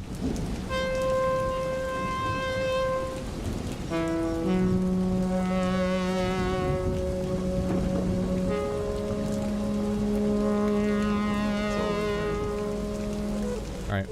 Oh, this part, no, I am gonna get copy strike for this. Although this is Vangelis. Enjoy it while it lasts, everyone. As it certainly won't happen again. Alright, hold on. Let me get this out of here. No. What I need to do is actually close the audio from the game. Lest I just get stricken down at my prime. Alright, that's how we do it. Alright, it'll look way better in the archive, everyone. Trust me. Oh my god, trust me on that one, everyone. That'll play. I didn't even see. I don't have it open. Who is that'll playing me? Oh, Kirill, you rascal. All right, well, goddamn. Wait, is that right? I don't even know what I'm looking at. Is that the right one? I'm also streaming to YouTube at the same time. I don't know what the hell I'm doing. Kirill now guest. All right, you're on the guest list. Get in here. Were you? Wally with this account because my email box is full. All right. Well, thank you, Kirill. I appreciate that. All right, you must be squishing your graphics card. Yeah, it doesn't know what the hell's going on. I love Vangelis songs. Well, here we go, Kirill. We're going to close the night out like such. Let's get... I want this back open. Yes. Welcome in, everyone. Oh, sorry, you can see this. That ruins the mystique. No, I don't want it like that. What I want it like is like this. It'll look so good in the YouTube archive. Don't worry. Boom.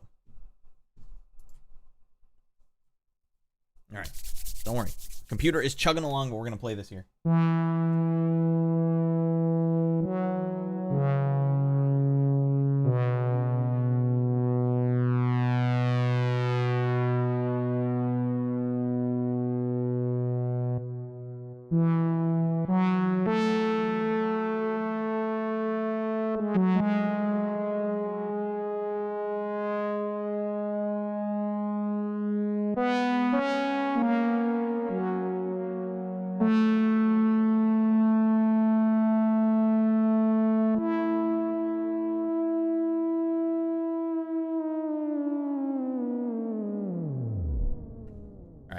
That's all I wanted.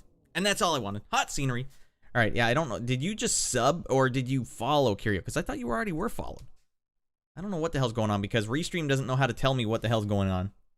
I don't know what's happening right now. And I wasn't looking at the screen, so I couldn't see anything on the... Man, F English, says Curio. Found the stream through Wong's thing. All right, so you're a Wong fan, big time Wong fan. I always watch some parts of the VODs in your stream. I always like your voice. It's so strong. Thank you very much. Thank you very much. Especially when I'm doing Michael Ironside, you know what I mean? Or Michael Keaton, you know what I mean? Told you my email box is full. Yeah, I didn't understand what it meant. And I also don't know which one to read.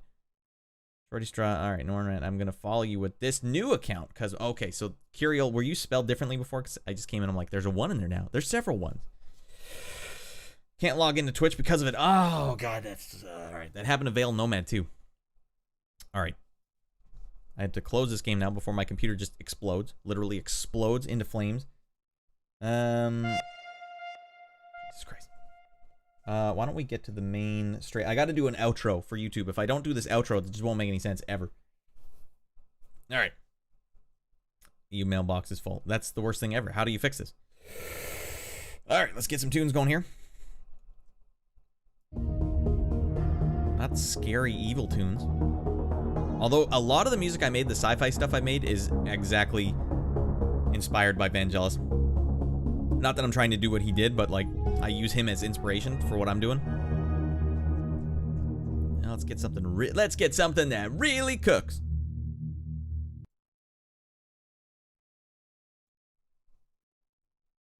God,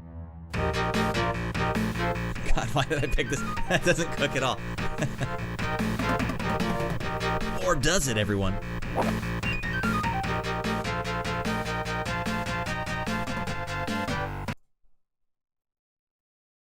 But we gotta... It's your cousin, Marvin Berry. That feels right, everyone. That's the end of another Noodling Around video. Alright, Vangelis, one of the greatest of all time. Especially that vertical slice, 1982, when he did Blade Runner. I think that was it. That was the sound of the future. Forever. That's still my sound of the future. I don't want to hear some other future. You guys hear the... Well, the new Blade Runner was actually okay. Not that bad, actually. Pretty good homage, all things considered. But the new Cyberpunk game, the music they put in there, that is not the future I want. Oh my god, EDM is awful. It can be good, but that is not the sound of the future. It's just EDM. You finishing up? Yeah, we're wrapping it up. Wolfcat, we're calling it a day. Miyagi's having a great time. We just wrapped up Arturia's CS-80, the version 4, the newest version, and they've redone all the effects. Oh my god, it sounds buttery smooth. And they actually go hard on the Vangelis this time, which, frankly, that's what everyone wanted. No one bought the CS-80 emulation that they had for any other reason. It needs to start with Vangelis. Vangelis put that on the map. Bam! That's an RIP Vangelis. I don't know. That Blade Runner theme. It's just one of the greatest themes of all time. And on that synthesizer of all things. It's almost... I was able to actually... Man, I feel... Oh, God. Imagine if you had the actual goddamn thing with all the gear set up. Oh, my God. It's a rare situation. That is an expensive synthesizer. Anyways. That's it for this program, everybody. Wait. What else? What else would you say in a YouTube video, everyone? Hey, everybody. Don't forget... No, that's stupid. This is what I have to do. Alrighty, have a good night. Stay awesome. I will. I got some new animations now. I'll just use the animations. Or how about this? Everyone, follow the channel. I'm not freaking around with you. If you don't follow this channel, my cat's gonna go hungry. Is that what you want? Alright, that'll be good. That'll be hot. Hot content, everyone. YouTube won't see this part. Just you and me, everybody. Like and subscribe and ding the bell. Actually, I animated... I don't know if you guys saw in my latest video. I got the version of me that runs across the screen. I got to do more of that stuff.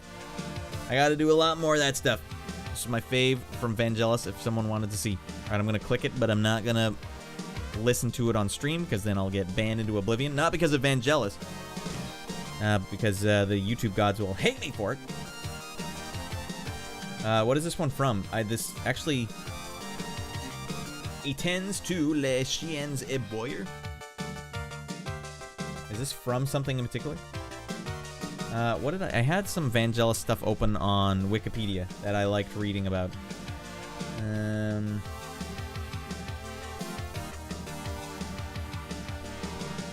Vangelis has a long-term relationship because of traveling. No.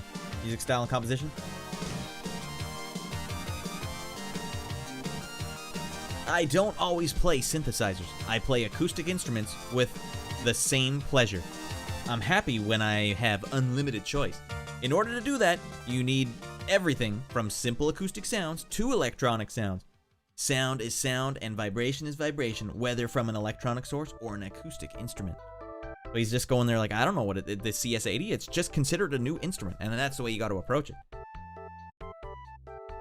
The idea to play as many keyboards as possible at a time. That way, has brought a bit... I liked his approach to writing music anyways. Reading the Wikipedia, he had some... And I don't think he went to music school either. He's like, you know what? If I went to music school, it would have broke my brain and it wouldn't have made me as creative. I was like, I didn't go to music school either, buddy. When the teachers asked me to play something, I would pretend I was reading it when I was actually just doing it from memory, even though I didn't fool them. I like that. Great lover of music. Where was it he said? But Vangelis later said that his attempts to study failed, as he preferred to develop technique on his own. Strong-willed guy. You gotta be... I wonder how much schooling he actually had. He considered himself fortunate to not have attended music school, as he believed that it would have impeded his creativity. Bold man. And then somehow he gets himself in front of a CS-80, this super expensive synthesizer. He's like, give it to me. Give it to me. I'm gonna let this thing rip it up. The SimCity 2000 BMG. Nice. Thank you, Grom. Sorry, I didn't have the chat open for that whole little spiel there. I haven't seen Blade Runner, but I'm gonna watch it. Insomniac, you're in for a treat. But let me just set you up. Blade Runner, set design. Best set design I've ever seen in a movie. Why would that matter, Radd? It just does. Because that was the 80s. And the 80s was all practical effects and matte paintings. And there was no CG of any kind. And even the synth music in it was not digital. It was analog, like actual voltage currency going in there. Yeah, Grom, that's why I did this stream. I was gonna do it anyways, but you know, it had to change the flavor of it. It's now a tribute to Vangelis for sure. I mean, it was going to be anyways, but now it just means more. All right, Norin tweeted it earlier. Yeah. But the other thing is with Blade Runner, there was like a screenwriter strike or something, like scriptwriter strike. There was some sort of strike in Hollywood, so the movie got extended by a year or two. So they had an extra 2 years to work on the set. The people who built the set for the movie. That's why Deckard's apartment looks unbelievably good. It's like the best set I've ever seen. That's why we just played a guy would make a video game based on just the set of just that bedroom. So the set looks amazing in Blade Runner, which really did a great job pushing the visuals for the movie. Like the miniatures that they all had to paint. There's like all these production stills of guys like building this goddamn miniature. Just seen the stream too. Sad times. Yeah, well, I usually don't get too bummed, Grom, about famous passings away, but this one I had to just sit and reflect and go like, yeah, the Blade Runner theme song is like one of my all-time favorite theme songs. Gives me a lump every time. It's very it's just tied into, you know, it's a really good theme to tie into emotion, I guess. And you know, I don't even think in the context of the movie it gets me. Just out of context on its own, those notes with this synthesizer and just the expression of it, like yeah. Anyways, that's it for the show, everyone. I suppose we should raid someone. What in the hell? That'll play. What the hell? You're getting gosh darn tiered out of your mind? All right, Kirill, I appreciate that. Subbing up. The sub sandwiching up. It's tuna. It's a goddamn 12-inch tuna sub. Appreciate it, Kirill. We're going to keep doing the reruns, Kirill, and I'll be in the chat. I try to be in the chat so it's still almost content, you know what I mean? We're doing the reruns. It's for the cat. The cat needs food. I'll be doing reruns still. But yeah, I'm saying summer. The goddamn summer we're gonna get back in action here with the 2001 season. But there's got to be some sort of change up. Like I want to maybe even do. I don't know. I've been trying to think about like how do I change the flow of the program, because you know how I got the pop culture refresher, go for like an hour at the start, and then I play games for like 5 hours after. I don't know how to advertise it or put that in front of people, basically. So it's good content, but it's not. You can't show it to people. Like what would you guys type in your stream description? Because for the first half of the show, I'm just talking about movie. So how do I encompass that? Anyways, so we're toying around with what we can do with that. But summer, I just want to say summer, we're gonna try that 2001 season. And it might just be one season on its own, and then we'll take another break. I don't know. But I will have a whole studio on my own. I got to worry about how to put food on the table, first of all. But after that, then we can get back out of our minds. It really was a good time, that whole pandemic, where it's like, well, I got nothing else to do. I got nothing else to do but build this whole goddamn empire. My empire is crumbling! Name that movie. I would type in the title, Lonely Hot Daddy Playing Games. Why am I lonely, Kirill? Well, because my wife and my son are sleeping. I'm so lonely. All right, Kirill. I'll take it. We'll see how that goes next time. I did a couple hot tub streams because I used to have a hot tub instead of a desk on the show. I don't know if you guys have seen that. And anyone who watched the show while I was like labeled under hot tub, I went to hot tub. And I would literally get 100 more people watching my show. Not live, not concurrently, but visitors would come in and be like, hey, there's no naked lady here. Ah, the hell with it. but I'd get 100 more people in and out immediately. So I was like, all right, fine, I'll just label it hot tub while I'm in the hot tub. Thank you, Kirill. I appreciate it.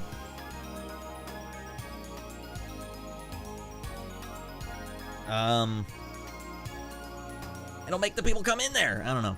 I guess it's called clickbait. I try with the cat. I'll hold the cat up for as long as I can, just till there's a thumbnail. Be like, it's cat stream? Yeah. But anyways, I think what I would like to do is if I could, instead of just do once a week, I could do like 3 times a week and just play for less long. Like, hey, a 3-hour stream, a 2-hour stream, but it's like the week is dedicated to that issue of the magazine or something. I don't know. Cat Daddy Variety Stream. Why do I have to be a daddy? I am a literal dad, so I guess it's technically accurate. I think that would be good, but I don't know if that will work. So we'll toy around. I also want interviews. I want to interview some people I know. I know some famous people. Not super famous, but people much more successful on the internet than me. I want to interview them. I got a whole set. I should interview people. I once watched a chicken stream. I don't know what the hell that means. But I ain't hating it. Now we're going to go out. We're going to get out of here. We should probably raid someone.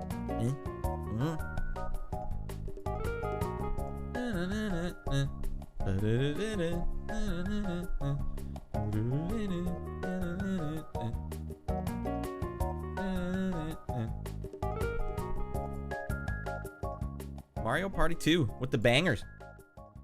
All right, we'll raid someone up on Twitch. That's what we're gonna do. Raid. I like to meet new people. All right, well, let's see if any of my regulars are rocking.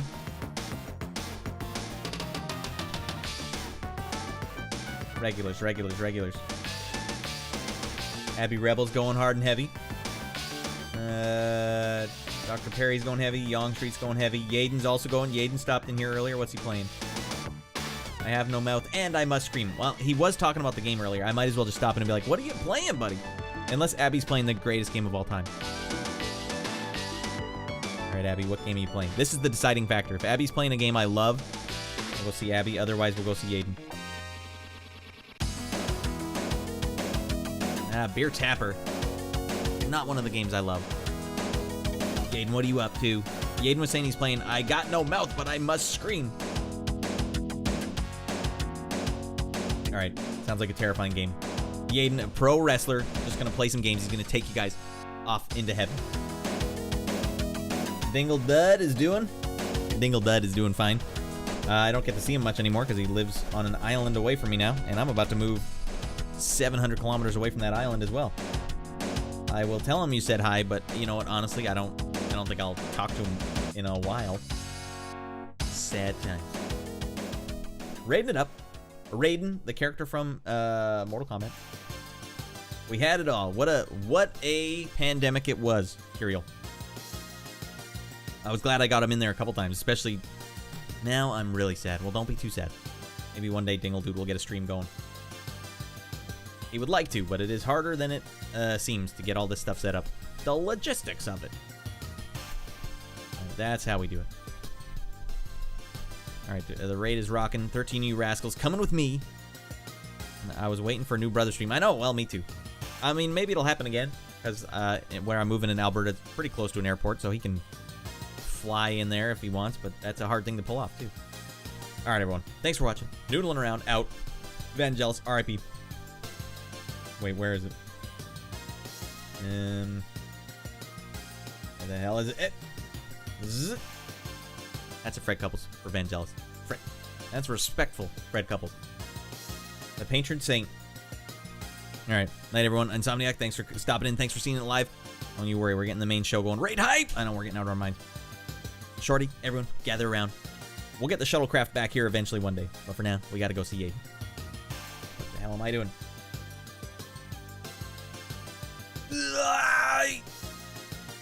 All right, let's get out of here. 10, 9, 8, 7, 6, 5, 4, 3, 2, 1. Yaden, engage. Engage Yaden now. Make Yaden go now.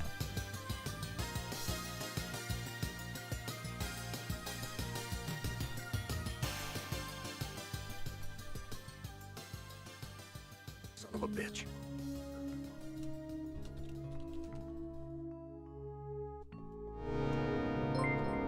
Oh my goodness, what do we got here? Nor and Radd coming in. I guess you're done.